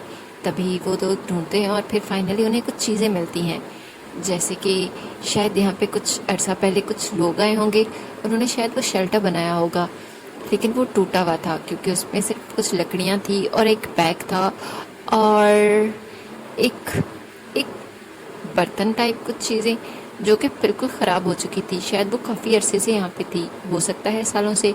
तभी जेके उस बैग को खोलता है और उस बैग के अंदर जो है ना कुछ क्लोथ से और एक स्लीपिंग बैग था और उसके साथ साथ कुछ और चीज़ें थी जो कि ज़रूरत की उनको चाहिए होती हैं, यानी मेडिकेट फिट किट होती है, नाइफ होता है और लाइटर्स होते हैं, लेकिन लाइटर चल नहीं रहे थे। तभी जो जेके है ना वो खुश हो जाता है कि चलो कुछ तो मिला। वो उन्हीं के टूटे हुए शेल्टर को वापस एक अच्छे शेल्टर में कन्वर्ट करने के लिए कुछ लकड़ियाँ लेके आता है और बी की हेल्प से उसे थोड़ा सा बेटर बनाता है। लेकिन रात हो जाती है और हर तरफ अंधेरा हो जाता है और उनके उस बैग में उन्हें टॉर्च भी मिल गई थी जो कि एक टॉर्च से ज़्यादा एक दिया टाइप थी, लेकिन कुछ ना होने से तो बेटर ही था। और तभी वो लोग लकड़ियाँ ले आते हैं और उस लकड़ियों को आग जला लेते हैं और फिर उन्हीं में किसी एक बर्तन में जाके वो फ्रूट और पानी भी ले आते हैं ताकि उन्हें बार बार इतनी दूर ना जाना पड़े। और उन्हें कुछ पानी की बॉटल्स मिल चुकी थी जिसमें वो लोग पानी भर के रख जाते हैं। और ऐसे ही जो जेके और भी हैं वो उस जजीरे पे रहने लग जाते हैं। और सच में उनके जो दिन थे वो घंटों में और घंटे दिनों में और दिन हफ्तों में गुजर गए थे। उन्हें यहाँ पे आए हुए तकरीबन एक हफ्ता हो चुका था और अब मौसम सर्दी शुरू हो चुकी थी क्योंकि यहाँ पे दिन रात ही बारिश हो रही थी जिसकी वजह से बहुत सर्दी हो रही थी। और अभी भी वो दोनों ही लेटे हुए थे और बी जो है ना वो पूरा कांप रहा था। और जेके जो कि आज उसका स्लीपिंग बैग पे सोने का उसका टर्न था, वो उस स्लीपिंग बैग को एक तकिए की तरह यूज़ करते थे और दोनों ही उन लकड़ियों से बने हुए उन पत्तों के बेड पे सो रहे थे। क्योंकि जेके और भी जो है ना काफ़ी देर तक बाहर जो है ना बारिश में थे और फिर उनका टेंट ख़राब हो गया था, यानी जो वो शेल्टर में रह रहे थे, तो उसे बनाने में उन्हें काफ़ी देर तक पानी में रहना पड़ा था उस बारिश में। और क्योंकि वी जो है वो काफ़ी ज़्यादा वीक फील कर रहा था और उसे बहुत तेज़ बुखार हो गया था। अब जेके को कुछ समझ ही नहीं आ रहा था कि वो क्या करे, क्योंकि उसे ना तो कोई टोटका पता है और ना ही कुछ, और बाहर अभी भी बहुत देर से बारिश हो रही थी। और जेके जो है ना वो जल्दी से वी की तरफ जाता है और उसके हाथों को टच करता है और कहता है आई एम सॉरी वी, शायद मेरी गलती है कि हम लोग यहाँ फंस गए हैं और तुम्हें साल में और मैं कुछ कर भी नहीं पा रहा। आई एम सो सॉरी भी, मुझे समझ नहीं आ रहा मैं क्या करूँ।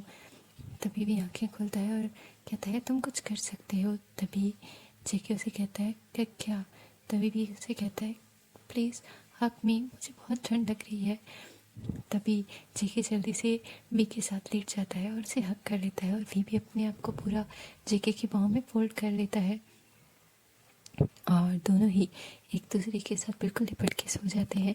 और जेके जो है वो बार बार वी के बालों को सहला रहा था उसकी बॉडी को, क्योंकि उसे फील हो रहा था उसके कांपने का। लेकिन वी तो सिर्फ जेके की गर्म सांसों को अपनी गर्दन पे फील कर रहा था, अपने फेस पे, और उसका टच अपनी बॉडी पे। उसकी धड़कनें बहुत तेज़ थी, उसे खुद समझ नहीं आ रहा था ये फेवर है या फिर जेके का इस तरह करीब आना या फिर उसका इस साइलेंट पे अकेलापन। लेकिन जो भी है उसे जेके का कंफर्ट करना बहुत अच्छा लग रहा था और वो उसी में सुकून पाता है और सो जाता है। और जेके भी काफ़ी देर तक वी को कंफर्ट करता रहता है और फिर कब उसकी आंख लग जाती है उसे पता नहीं चलता। सुबह जेके जैसे ही रोशनी होती है और बारिश ख़त्म होती है वो जल्दी से उठ जाता है और जल्दी से जो पानी है वो पानी ले आता है और फिर वो फ्रूट्स ढूंढने के लिए लग जाता है, क्योंकि एक ही जो फ्रूट वो खा रहे थे अब उससे बोर होने लगे थे। हाँ, उन्हें कुछ और चीज़ें मिली थी, जैसे कि वहाँ पे उन्हें कोकोनट मिला था और नहीं कुछ और पेड़ मिले थे, लेकिन वो बहुत ज़्यादा ऊपर थे जिसकी वजह से वो सिर्फ वेट कर सकते थे कि वो कब गिरे। और जेके उस वक्त जाके वेट करता है कि कब कुछ गिरा और तभी वो देखता है कि बारिश की वजह से कुछ कोकोनट्स नीचे गिरे हुए हैं। जल्दी से वो उन कोकोनट को उठाता है और फिर कुछ चेरीज जो कि आगे एक पेड़ पे लगी हुई थी उस पेड़ पे चढ़ के जाता है और वो चेरीज तोड़ लेता है और फिर वो चीज़ें लेके वो वापस आता है जहाँ पे भी अभी भी सोया हुआ था। जेके उसको देखता है और कहता है वी देखो मैं तुम्हारे लिए क्या लेके आया हूँ। तभी भी अपनी आंखें खोलता है और कहता है कि क्या क्या हमें कोई ढूंढता भाग है। तभी जेके जो है ना उसकी स्माइल फैड हो जाती है, क्योंकि उस वो वी को फिर से ना उम्मीद करने वाला था। वो कहता है नहीं, मुझे तो ये हमने वहाँ पे देखे थे ना कोकोनट, वही वही लेके आया और ये चेरीज भी तुमने कहा था ना तुम्हें पसंद है। तभी वे उठ के बैठता है और कहता है तुम इतने ऊपर पेड़ पे क्यों चढ़ के गए। तभी जेके कहता है नहीं, ये नारियल खुद गिर गया था और चेरी वाले पेड़ पे मैं चढ़ के गया था। तभी वी जो है ना वो जेके का हाथ देखता है जहाँ पे उसे बहुत ज़्यादा चोटें आई हुई थी, जैसे वो पेड़ पे चढ़ते हुए और उन कांटों से लड़ा हो। तभी वी जो है ना वो चेरी और कोकोनट पकड़ने के बजाय जेके के दोनों हाथ पकड़ लेता है और उन पे किस करता है और रोने लग जाता है और कहता है मुझे माफ़ कर दो जेके, मुझे मुझे नहीं करना चाहिए था वो सब कुछ। मैं तो बुरा नहीं हूँ, बट पर सिर्फ मुझे लगा था मैं ऐसा करूँगा तो शायद मैं तुम्हें भूल पाऊँगा, क्योंकि तुम्हें पता है इतने सालों तक मैंने सिर्फ तुम्हें देखा था और आज तक मेरे जहन में मेरे दिल में सिर्फ तुम थे जेके। और मैं तुम्हें तकलीफ़ नहीं पहुँचाना चाहता था, लेकिन मुझे लगा अगर मैं तुमसे बदला ले लूँगा तो मैं तुम्हें भूल पाऊँगा, तुम मेरे जहन से निकल पाओगे। लेकिन देखो मैंने तुम्हें क्या कहाँ से कहाँ ला के खड़ा कर दिया। आई एम सो सॉरी, मैं बहुत सेल्फिश हूँ ना। तभी जेके वी को हक करता है और कहता है नहीं वी, तुम अपने आप को सेल्फिश मत कहो, सेल्फिश तो मैं हूँ जिसने तुम्हें हर्ट किया। और तुम तो सिर्फ जो मैंने एक दफ़ा किया वही मेरे साथ करना चाहते थे, लेकिन देखो मेरी वजह से खुद भी यहाँ फंस गए, इसलिए मुझे बहुत बुरा लग रहा है। शायद मैं अकेला होता तो इतना बुरा ना लगता। तभी ये कहता प्लीज़ ऐसे मत कहो, अच्छा वो मैं तुम्हारे साथ हूँ, कम से कम हम दोनों एक दूसरे के लिए हैं तो सही।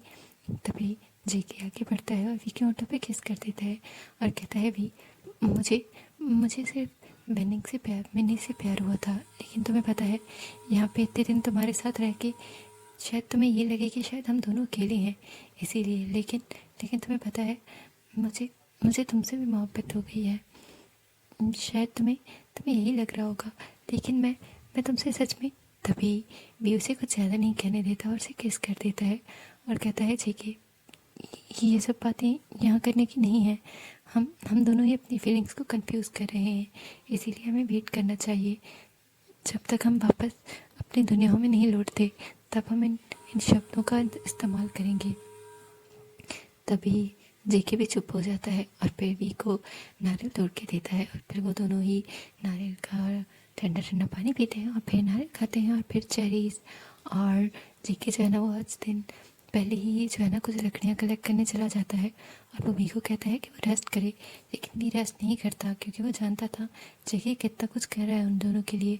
तभी वी भी जो है ना वो जाता है और जेके की बनाई हुई जो एक तरह से एक चाकू था, एक भाला था, उसी को उठाता है और फिश पकड़ने के लिए चला जाता है, क्योंकि जेके ने उन दोनों के लिए 1-2 दिन पहले फ़िश पकड़ी थी। और फिर वी भी वही ट्राई करता है और जेके जो लकड़ियाँ लेके आ रहा था फिर उसे टेंट बनाने के लिए उसकी हेल्प करता है, पर तो एक फ़िश नहीं पकड़ी जाती। तभी जेके आता है और वो पानी के अंदर जाता है और वो वैसे ही एक फ़िश को हाथ में लेके आ जाता है और वी से कहता है ये कैसे पकड़ ली। तभी जेके उसे कहता है वहाँ पे पानी कम है ना और बहुत साफ़ है, तुम्हें पता तो है यहाँ पे कितने खूबसूरत पत्थर है, वो रंगीन पत्थर जहाँ पे नहीं है ना वहाँ पे बहुत कम पानी है और वहाँ पे बहुत दूर से भी फ़िश दिख जाती है, इसीलिए मैंने उसे पकड़ लिया। लेकिन मसला ये है कि फिर से आग जलानी पड़ेगी और इसे बनाना पड़ेगा। तभी भी कहता है मैं तुम्हारी हेल्प कर दूँगा। और फिर भी जो है ना वो जेके के साथ बैठ जाता है और आहिस्ता आहिस्ता जो लकड़ियाँ हैं वो ड्राई करने के लिए सीधी रख देता है। और फिर वो जब अपना टेंट बना लेते हैं, सब कुछ बन जाता है, तभी वो दोनों जो है वो अब अपनी फ़िश को भी ठीक से कट करके वॉश कर लेते हैं और फिर उसी के ऊपर पकड़ के उसे पकाने के लिए रख देते हैं। और दोनों ही आग के करीब बैठे हुए थे। अब ठंड स्टार्ट हो चुकी थी और जो जेके है ना उसने उस बैग में से एक जो है ना एक नॉर्मल सा कह सकते हैं जो कि पानी में पहनने वाला जूते टाइप था, वो जूता निकाला था और उसने वी के लिए बहुत पहले ही वो जूता बना दिया था। और या फिर वो उसे अपना जूता देता था, क्योंकि जी वी के पास कोई जूता नहीं था। और आज भी वो दोनों बैठे होते हैं और सब कुछ खाने के बाद वो दोनों काफ़ी देर तक बातें करते रहते हैं और एक दूसरे के बचपन की, लाइफ की और इन्जॉयमेंट्स की। वो दोनों इसी तरह बातें करते हुए एक दूसरे को देख रहे थे।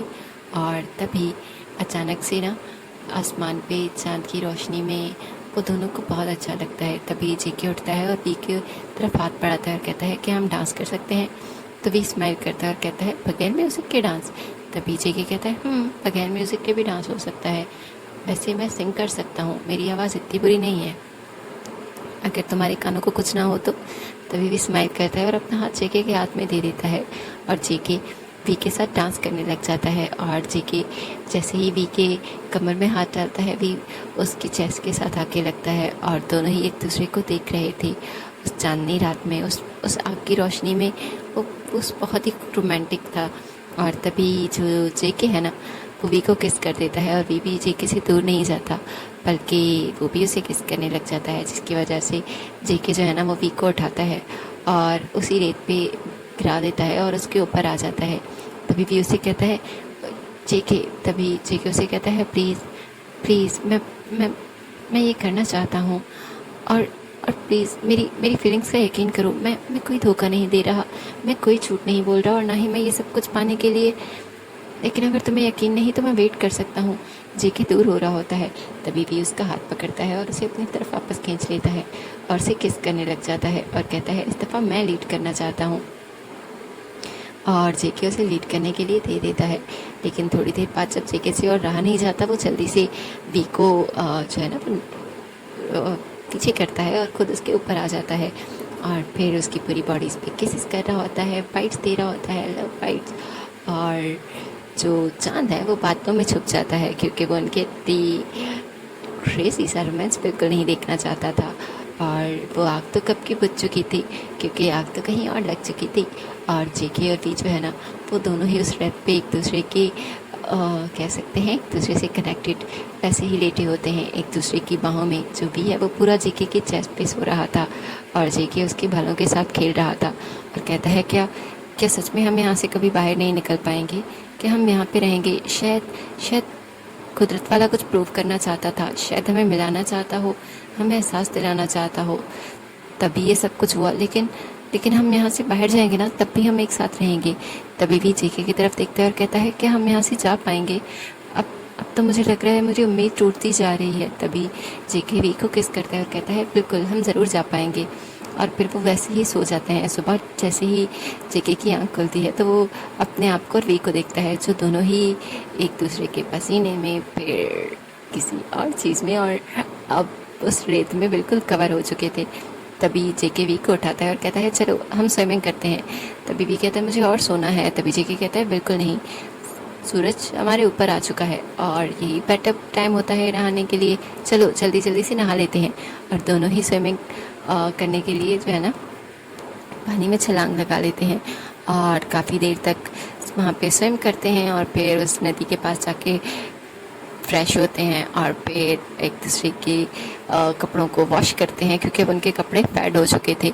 और टीकॉक जो है ना वो अब सिर्फ उनकी यही रूटीन रह गई थी, वहाँ से अलग अलग चीज़ों का जो है ना वो फ्रूट्स थोड़ा बहुत खा लेना, मछली खाना। और अब वो दोनों कहीं ना कहीं वो चीज़ें भूल रहे थे, मिस कर रहे थे।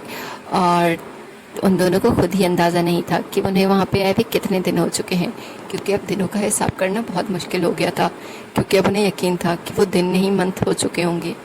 और तभी एक दिन अचानक से ना वी के बैली में दर्द होने लग जाता है और जी के उसके पास आता है और कहता है क्या हुआ वी, कहीं तुमने कुछ उटपटांग तो नहीं खा लिया क्या? क्या क्या वो चेरीज या फिर वो फ्रूट, उनमें कुछ जहर तो नहीं था? वो नो, मैं क्या करूँ, तुम्हें वोमिटिंग भी हो रही है और तुम्हें पेट में भी दर्द हो रहा है। तभी वी भी पैनिक हो जाता है, लेकिन फिर वो उसे कुछ समझ नहीं आता। और फिर जेके जो है ना वो बहुत ज़्यादा वरिड हो जाता है, उसे कुछ समझ नहीं आता। वो बाहर जाता है और वो चीखने लग जाता है कि प्लीज़ कोई हेल्प के लिए आ जाओ। वो गॉड को बुलाने लग जाता है कि गॉड हम दोनों को समझ आ चुका है, हम दोनों को हमारे किए की सज़ा मिल चुकी है, प्लीज़ प्लीज़ हमें एक चांस दे दें, हमें यहाँ से निकलना है, मैं वी को नहीं खो सकता। और वो बार बार वी को हक कर लेता है और वी उसको चुप करवाने के लिए अपने दर्द को छुपाने की कोशिश करता है, लेकिन वी को फिर भी दर्द हो रहा था। और फिर फाइनली जो है ना जेके को जो है ना वो जो बैग मिला था उसमें से एक डायरी मिलती है जिसमें से कुछ रेमेडीज़ लिखी गई थी, जैसे कि कुछ पौधों के नाम और पौधों की शक्ल बनाई हुई थी कि वो मेडिकली बहुत अच्छे होते हैं। और जेके वो पौधे ढूंढ के लाता है और फिर वी के लिए उनमें से जो है ना एक तरह की दवाई बना के उसे खिलाता है और फिर वी को काफ़ी बेटर लगता है।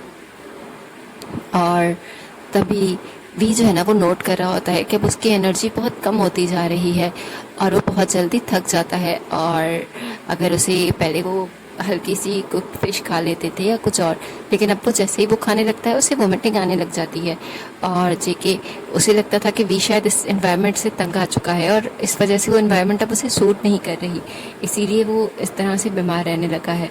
लेकिन फिर वी को कुछ समझ आने लगा और फिर एक दिन जो जेके है ना वो अपने इंटीमेसी के बाद वी के ऊपर ही गिरा हुआ था। तभी वी जो है ना वो जेके को धक्का देता है और कहता है दूर हटो, तुम बहुत ज़्यादा हैवी हो, तुम्हें दूर रहना चाहिए मुझसे। तभी जेके कहता है क्या हुआ, इतने ज़्यादा चिड़चिड़े क्यों हो रहे हो, तुम्हारे तो आजकल गुस्सा ही ख़त्म नहीं होता। तभी वी उसे कहता है ये सब कुछ भी तुम्हारी वजह से हो रहा है। तभी जेके कहता है मेरी वजह से? हाँ हाँ, सब कुछ मेरी ही तो वजह से हो रहा है। तभी वी उसे कहता है मैं तुम्हें कुछ बताना चाहता हूँ। तभी जेके कहता है बोलो। तभी वी जेके का हाथ पकड़ता है और अपनी बैली पे रखता है। तभी जो जेके है ना वो उसकी बैली को देखता है और कहता है तुम्हारी बैली बहुत क्यूट है, तुम बिल्कुल भी टेंशन नहीं लेना, जब हम यहाँ से बैठ जाएंगे तो मैं तुम्हें जिम करवा के तुम्हारे पैक्स वापस ले आऊँगा। तभी वी जो है ना वो कहता है तुम बहुत स्टूपिड हो। तभी जेके कहता है मैंने क्या किया? तभी भी उसे कहता है कि मुझे लग रहा है कि बेबी आने वाला है। तभी भी कहता है जेके कहता है कौन आने वाला है? तभी कहता है बेबी। तभी जेके हंसने लगता है और कहता है तुम मजाक कर रहे हो ना जेके, भी तुम एक लड़के हो और बेबी कैसे आ सकता है? तभी भी कहता है कि मैंने तुमसे एक बात छुपाई। तभी जेके कहता है क्या? तभी भी कहता है कि मैं एक स्पेशल किड था, यानी स्पेशल मेल, और मेरी बॉडी में कुछ चीज़ें ऐसी हैं जैसे कि मैं एक लड़की बन सकता था और मेरी बॉडी के अंदर कैविटी है एब्डोमेन में बेबी रखने की। और ये मुझे कुछ साल पहले ही पता चला जब मैं बहुत बीमार हो गया था, बल्कि बीमार नहीं सॉरी जब मैंने जहर खाया था और मैं कोमा में था। उसके बाद मेरे कुछ ऑपरेशंस हुए थे, तभी डॉक्टर्स को ये चीज़ पता चली। उन्होंने कहा कि मैं एक बच्चे को जन्म दे सकता हूँ। तभी जेके कहता है कि क्या तुम सच कह रहे हो? तभी भी कहता है मैं झूठ क्यों बोलूँगा, और ये सारे चेंजेस कहीं उसी तरफ तो इशारा नहीं कर रहे। तभी जेके जो है ना वो जल्दी से वी की बेली पे हाथ रखता है और कहता है तुम्हारी बेली तो सच में बड़ी हो चुकी है क्या क्या सच में ऐसा हो सकता है? तभी वी कहता है मुझे लग रहा है, क्योंकि वो सारी चीज़ें मेरे साथ पहले कभी नहीं हुई जो अब हो रही हैं। तभी जो जेके है ना वो वी को किस कर देता है और कहता है क्या ये सच है? अगर ये सच है तो मुझे मुझे तुम दोनों को यहाँ से बहुत जल्द लेके जाना होगा। मैं तुम लोगों की सेफ्टी के साथ और मजाक नहीं कर सकता, मुझे कुछ ना कुछ करना होगा। तभी जो वी है ना वो कहता है कोई बात नहीं, हम कर लेंगे। और फिर जेके जो है ना उस दिन के बाद वी का बहुत ज़्यादा ख्याल रखने लगा था, यानी उसे ज़्यादा स्विमिंग नहीं करने देता था, उसे बार बार उस पहाड़ी पे कुछ भी कलेक्ट करने नहीं लेके जाता था, और उसका जितना ज़्यादा ख्याल हो सकता था वो उतना ज़्यादा ख्याल रखता था।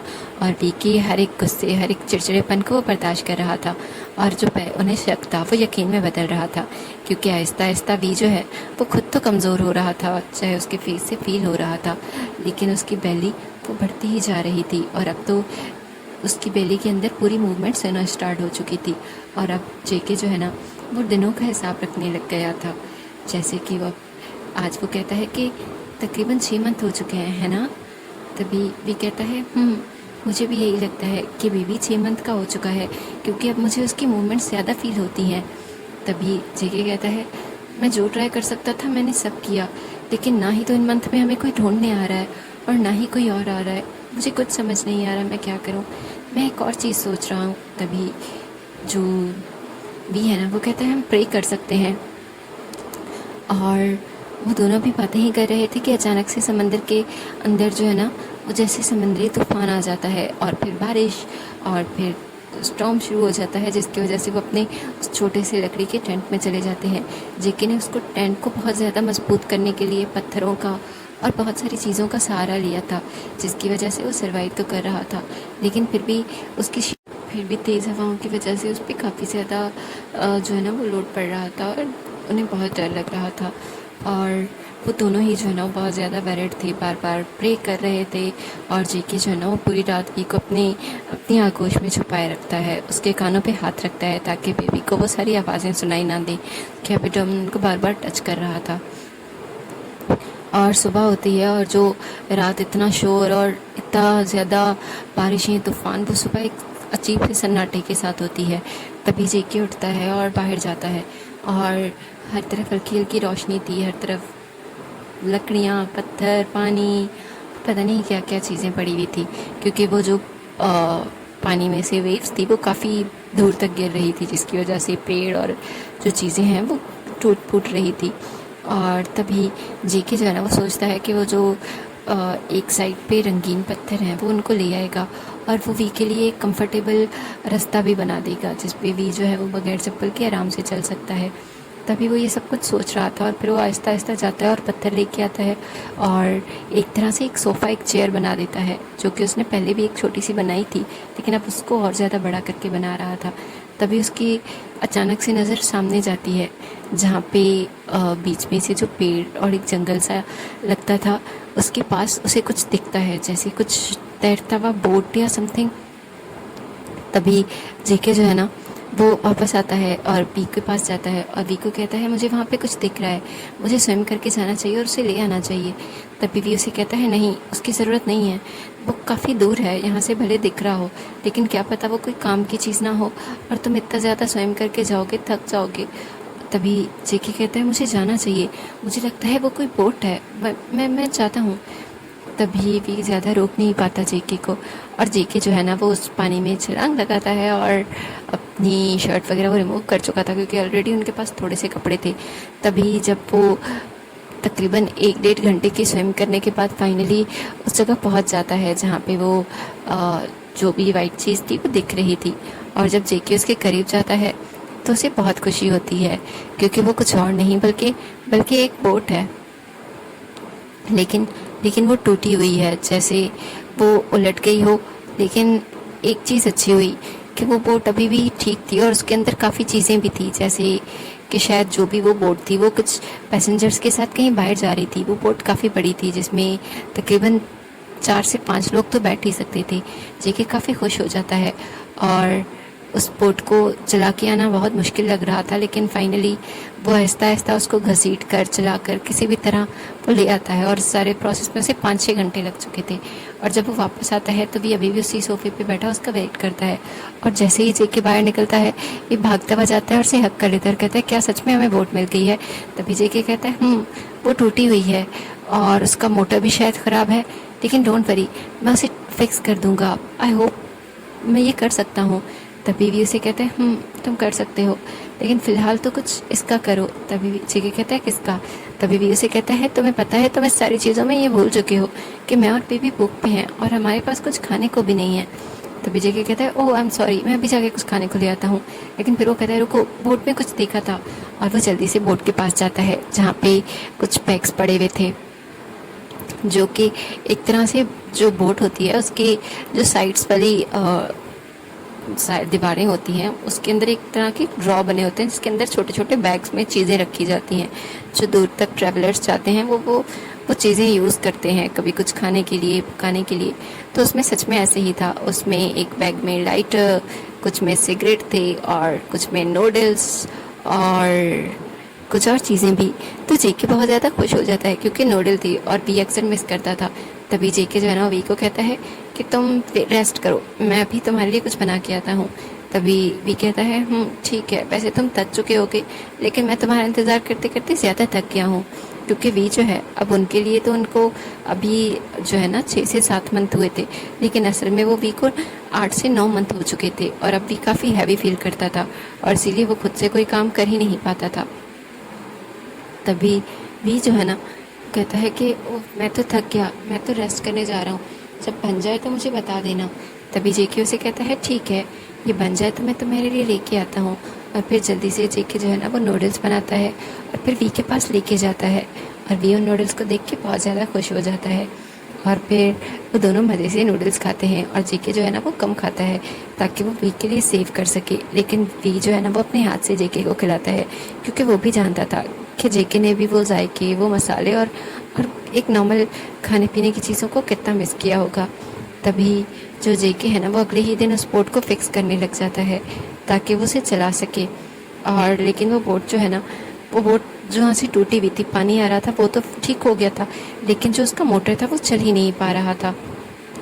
और जेके बहुत ज़्यादा स्ट्रगल इसलिए भी कर रहा था क्योंकि उसे डर लग रहा था कि वी का वो टाइम बहुत जल्द आ जाएगा जब वी उन बच्चों को इस दुनिया में ले आएगा और उस बच्चे को इस दुनिया में लाने से पहले ही उसे कुछ ना कुछ करके वापस जाना होगा लोगों की दुनिया में, क्योंकि शायद उसे हॉस्पिटल की ज़रूरत पड़े और वो वी की जान के साथ खतरा नहीं लेना चाहता था। तभी उसे कुछ समझ नहीं आता कि वो क्या करे। उसे कुछ ना कुछ करना होगा, उसे यहाँ से निकलना होगा। वो बहुत दिन रात उसी के साथ लगा रहता था और जो भी है उसे गुस्सा भी आता था, लेकिन उसे पता था कि जेके ये सब कुछ क्यों कर रहा है, इसीलिए उसे जेके पे प्यार भी आता था। अभी भी जेके जो है वो उस बोट को ठीक करने की कोशिश कर रहा था। तभी वी जाता है और उसे पैकअप कर लेता है और कहता है, तुम हर वक्त इसी को ध्यान देते रहते हो, मुझे तो अभी अब मेरी सौतन लगने लगी है। तभी जेके जो है ना वो मुड़ता है और वी को किस कर लेता है और कहता है, मेरी जान, इस तुम्हारा कोई भी सौतन नहीं हो सकता। वैसे लकीली हम इस पूरे आइलैंड पे अकेले हैं जहाँ पे हमारे पास कोई है ही नहीं जिसकी वजह से मैं तुम्हें तंग भी कर पाता, लेकिन अब मैं तुमसे इतनी मोहब्बत करता हूँ कि शायद ये दुनिया लोगों से भर भी जाए ना तो मुझे तुम्हारे अलावा कुछ नहीं दिखेगा, और इस बेबी के अलावा। तभी वी जो है ना वो कहता है, मुझे भूख लगी है और मुझे कुछ चटपटा खाना है। तभी जेके कहता है, सॉरी, वो सारी नूडल्स और खाने की चीज़ें तो ख़त्म हो चुकी हैं, मैं तुम्हारे लिए फ़िश बना देता हूँ। तभी वी कहता है, मुझे नहीं खानी वो फीकी सी फ़िश, ना मुझे कुछ मीठा खाना है। और जेके जो है ना वो वी के मूड स्विंग्स को समझ रहा था। उसे बहुत बुरा लग रहा था कि उसके पास कुछ भी नहीं है। वो सोच रहा था कि अगर वो घर होते तो पक्का वो वी के लिए बहुत सारी चीज़ें खुद बनाता, क्योंकि जेके को बहुत अच्छी कुकिंग आती है। और तभी वो बोट के साथ और ज़्यादा लग जाता है, लेकिन वो ये भूल जाता है कि उसे वी के पास जाना था क्योंकि वी को भूख लगी भी थी। जब वो वी के पास जाता है तब तक भी गुस्सा हो जाता है और कुछ भी खाने से मना कर देता है और लेट जाता है। और जेके जो है ना वो बहुत ज़्यादा एक तरह से मन्नतें करके उसे एक दो फ्रूट जो है ना वो पीसेस खिलाता है, लेकिन वो भी जो है ना वो लेटे लेटे खाता है और फिर सो जाता है। और जेके भी जो है ना वो वी को हक करके वहीं पे लेटा हुआ था कि अचानक से वी जो है ना वो गिरा उठता है और कहता है ओ नो। तभी जेके उठता है और कहता है क्या हुआ। तभी वी रोने लग जाता है और कहता है मेरी बेबी में दर्द हो रहा है और बहुत ज़्यादा दर्द हो रहा है। और जेके बहुत ज़्यादा कंफ्यूज होता है और कहता है अब अभी तो एक डेढ़ महीना रहता है ना। तभी भी कहता है मुझे नहीं पता, लेकिन ये सब कुछ अच्छे साइंस नहीं लग रहे। मुझे डर लग रहा है जेके। मैं उसे खोना नहीं चाहता। तभी जेके कहता है और मैं तुम दोनों को। तभी जेके जो है ना वो बहुत ज़्यादा डर जाता है और वो प्रे कर रहा होता है। उसे कुछ समझ नहीं आ रहा होता वो वी को रिलैक्स करे, खुद रिलैक्स हो और क्या करे उसे कुछ समझ नहीं आता। क्योंकि जब भी कोई बीमार होता है तो हमारे पास एक ही जो है ना वो एक्सक्यूज़ होता है, चलो डॉक्टर के पास ले जाओ, डॉक्टर कुछ करेगा, डॉक्टर दवाई ये सब कुछ। और जब ये सब कुछ ना हो तब बंदा बेबस फील करता है। जेके उसे वो जड़ी बूटी देता है जो वो उसे रोज़ ही देता था, लेकिन उससे भी जेके वी को कोई फ़र्क नहीं पड़ता। तभी जेके जो है ना वो प्रे करता है और जल्दी से जाके एक दफ़ा फिर से उस बोर्ड को ट्राई करता है जिसे वो हर रोज़ ट्राई करता था, लेकिन वो चलती नहीं थी। और फाइनली आज वो बोट चल जाती है। तभी जेके बहुत ज़्यादा खुश हो जाता है और जल्दी से आता है और वी को उस बोट में बिठाता है और उस बोट को चलाता है। और वो बोट जो है ना उस जगह से काफ़ी दूर आ जाती है, लेकिन वी का दर्द ठीक नहीं हो रहा था और जेके जो है ना वो बहुत ज़्यादा डर जाता है। उसे कुछ समझ नहीं आ रहा होता। वो जिस भी तरफ जा रहा था सिर्फ पानी ही पानी था। उसे कहीं ज़मीन, कहीं शहर, कहीं लोग, कहीं लाइट कुछ नहीं दिख रहा था। उसकी आंखों में आंसू थे। और तभी उसे एक एक छोटा सा एक तरह का जजीरा दिखता है जहाँ पे शायद ज़मीन थी। उसे लगता है कि कम से कम वहाँ तो चला जाए, क्योंकि वापस जाना बहुत दूर था और अब बोट जो है वो बार बार रुक रही थी। और तभी वी जो है वो काफ़ी देर तक दर्द से गिराने के बाद अनकॉन्शियस हो गया था और जेके बहुत ज़्यादा डर चुका था। तभी जेके वी को लेके उस तरफ जाता है और जब वो उस जजीरे पे पहुंचता है तो उसे थोड़ी देर चलने के बाद उसे वहाँ पे एक घर सा बना हुआ दिखता है। तभी जेके जल्दी से उस घर की तरफ जाता है और तभी उसे पता चलता है कि वो एक घर है। सच में वो एक तरह का एक अपार्टमेंट या फिर पेंट हाउस है और इसमें एक ओल्ड लेडी रहती हैं और उनके 2 बच्चे रहते हैं उनके साथ। तभी वो ओल्ड लेडी वापस बाहर आती हैं और फिर जेके से मिलती हैं और फिर जेके जब उसे पूरी सिचुएशन बताता है तब वो पहले तो उसे जेके और वी पे बहुत ज़्यादा तरस आता है, लेकिन फिर वो जल्दी से वी के तरफ जाती हैं जो फिर से जो है ना रो रहा था। तभी वो कहती हैं कि कोई बात नहीं, मैं देख सकती हूँ, मैं एक डॉक्टर हूँ। तभी जेके जो है ना वो कहता है ठीक है और वो वी का हाथ छोड़ देता है ताकि वो डॉक्टर से चेक कर सके। लेकिन वी चिल्लाता है और कहता है तुम कहाँ जा रहे हो, अब तुम कहाँ भाग रहे हो। तभी जेके जो खुद इतना डरा हुआ होता है कहता है वो डॉक्टर चेक करेगी ना। तभी भी कहता है कौन सी कोई नई चीज़ देखने वाली है जो तुमने पहले नहीं देखी, तुम्हें यही रुकना है। तभी जो डॉक्टर है वो जेके को कहती है कि तुम इसके पास ही रुको और फिर जेके जो है ना वो वी के पास ही होता है और फिर वो डॉक्टर चेक करती है और कहती है कि शायद ये बेबी की बर्थ का वक्त है। तभी वो कहते हैं लेकिन अभी तो कुछ टाइम है। तभी वो कहती है नहीं, मुझे लगता है टाइम हो चुका है। और फिर वो अपने बच्चों को बुलाती है और फिर पानी गर्म और वो चीज़ें सब ले आते हैं। और फिर फाइनली जो डॉक्टर है ना वो जेके को कहती है कि अब वी का ऑपरेशन करना होगा, क्योंकि नॉर्मल डिलीवरी वो एक बॉय की उन्हें कुछ समझ नहीं आ रहा था, वो शायद ज़्यादा पेनफुल होगी और प्रॉब्लमेटिक भी।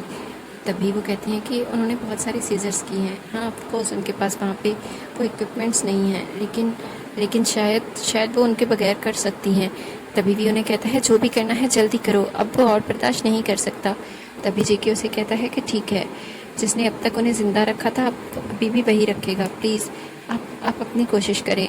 और जेके जो है ना वो वी के पास ही बैठता है। उन लोगों के पास कोई एंथेसिया यानी बेहोशी की दवा वगैरह नहीं थी और वो लोग वैसे ही वी का जो है ना वो टमी को काटते हैं और ऑपरेशन करते हैं, जिससे वी को बहुत ज़्यादा दर्द हो रहा होता है।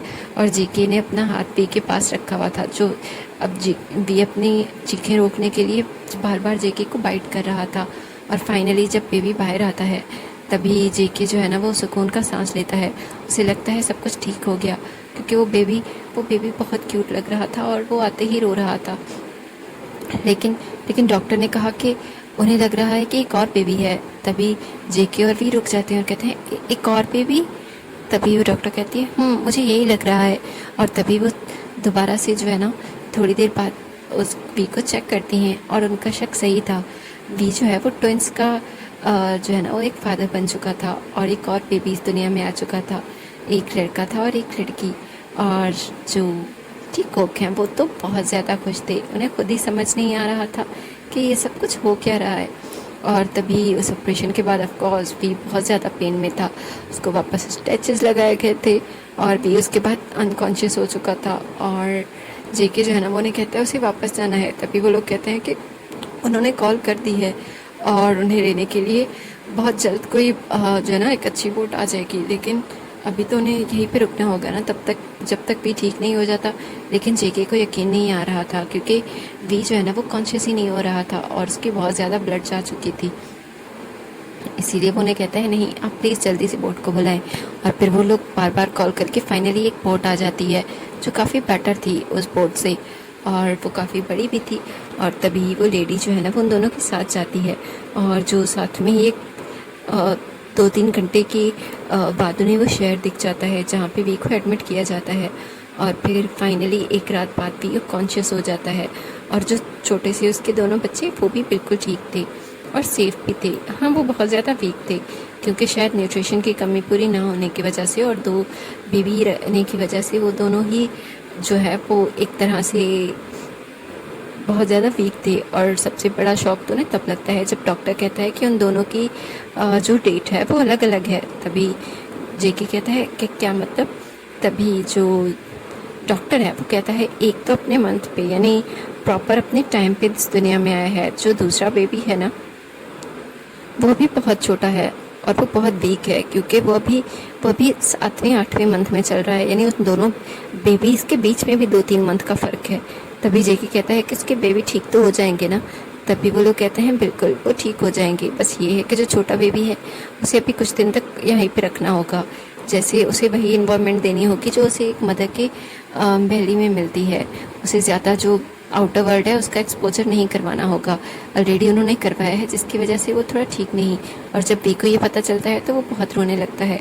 और फाइनली जो टीकॉक हैं वो दोनों अपने अपने घरों पे कॉल करते हैं, अपने अपनी फैमिलीज़ को बताते हैं क्योंकि वो मुल्क से अपने शहर से बहुत दूर थे और उनके फैमिलीज़ यानी जो वी की फैमिली है वो तो नहीं आ पाती, लेकिन जो जेके की फैमिली है वो वहाँ पहुँच जाती है क्योंकि उन्हें यकीन ही नहीं आ रहा था जेके वापस आ चुका है इतने मंथ बाद।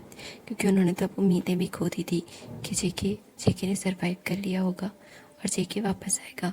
लेकिन जेके के वापस आने की खुशी उन दोनों के लिए सब लोगों की बहुत ज़्यादा थी। और फिर वो लोग अपना प्राइवेट जेट करवा के उन्हें वापस ले जाते हैं, जिसके बाद वी को भी पता चलता है कि जेके बहुत अमीर है, बहुत वेल बीइंग है और उसके दोनों बेबी अब बिल्कुल ठीक थे।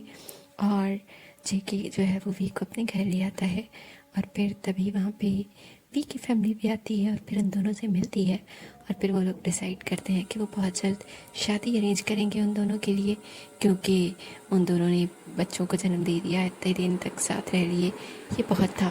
और शायद जेके की फैमिली को पहले ये कोई इशू भी होता, लेकिन जेके उन्हें ये कभी नहीं बताने वाला था कि वी की वजह से ये सब कुछ हुआ। वो बस उन्हें कह देता है कि वो दोनों उस शिप में थे और फिर वो शिप से जो है ना गलती से कुछ प्रॉब्लम हो गई थी जिसकी वजह से वो लाइफ बोट में थे और फिर वो शिप से दूर हो गए। और इस तरह से वी की बच्चों की वजह से उस दोनों की फैमिलीज उन लोगों को एक्सेप्ट कर लेती हैं और शादी की तैयारियां करने लग जाते हैं। और जो जेके है वो हर वक्त अपने बच्चों का ख्याल रखता है क्योंकि वी ने कहा था कि उसने इतने दिन तक उन बच्चों को अपने अंदर रखा। अब वो बाहर आ चुके हैं तो इसका मतलब है 1 साल तक वो जेके की जिम्मेदारी है, जहाँ पे जेके उनके ज़्यादा काम करेगा और वी सिर्फ उनकी हेल्प करेगा और उनसे प्यार करेगा, उससे ज़्यादा काम बिल्कुल नहीं। तो आई होप आपको ये स्टोरी अच्छी लगी होगी। तो अगर आपको ये स्टोरी अच्छी लगी तो प्लीज़ लाइक, सब्सक्राइब और कमेंट करना मत भूलना ताकि हम ऐसी स्टोरीज़ और लेके आएँ आप लोगों के लिए। और लव यू टीकॉकर्स और टीकॉक। आई होप आप अपना प्यार देना बिल्कुल नहीं भूलेंगे टीकॉक्स को। और ऐसी ही बहुत सारी स्टोरीज़ और आने वाली हैं आप लोगों के लिए। अगर आप सुनना चाहते हैं तो हम तो आपको सुनाना चाहते हैं, लेकिन उसके लिए आपको प्लीज़ सब्सक्राइब, लाइक और कमेंट करना पड़ेगा। Thanks for listening.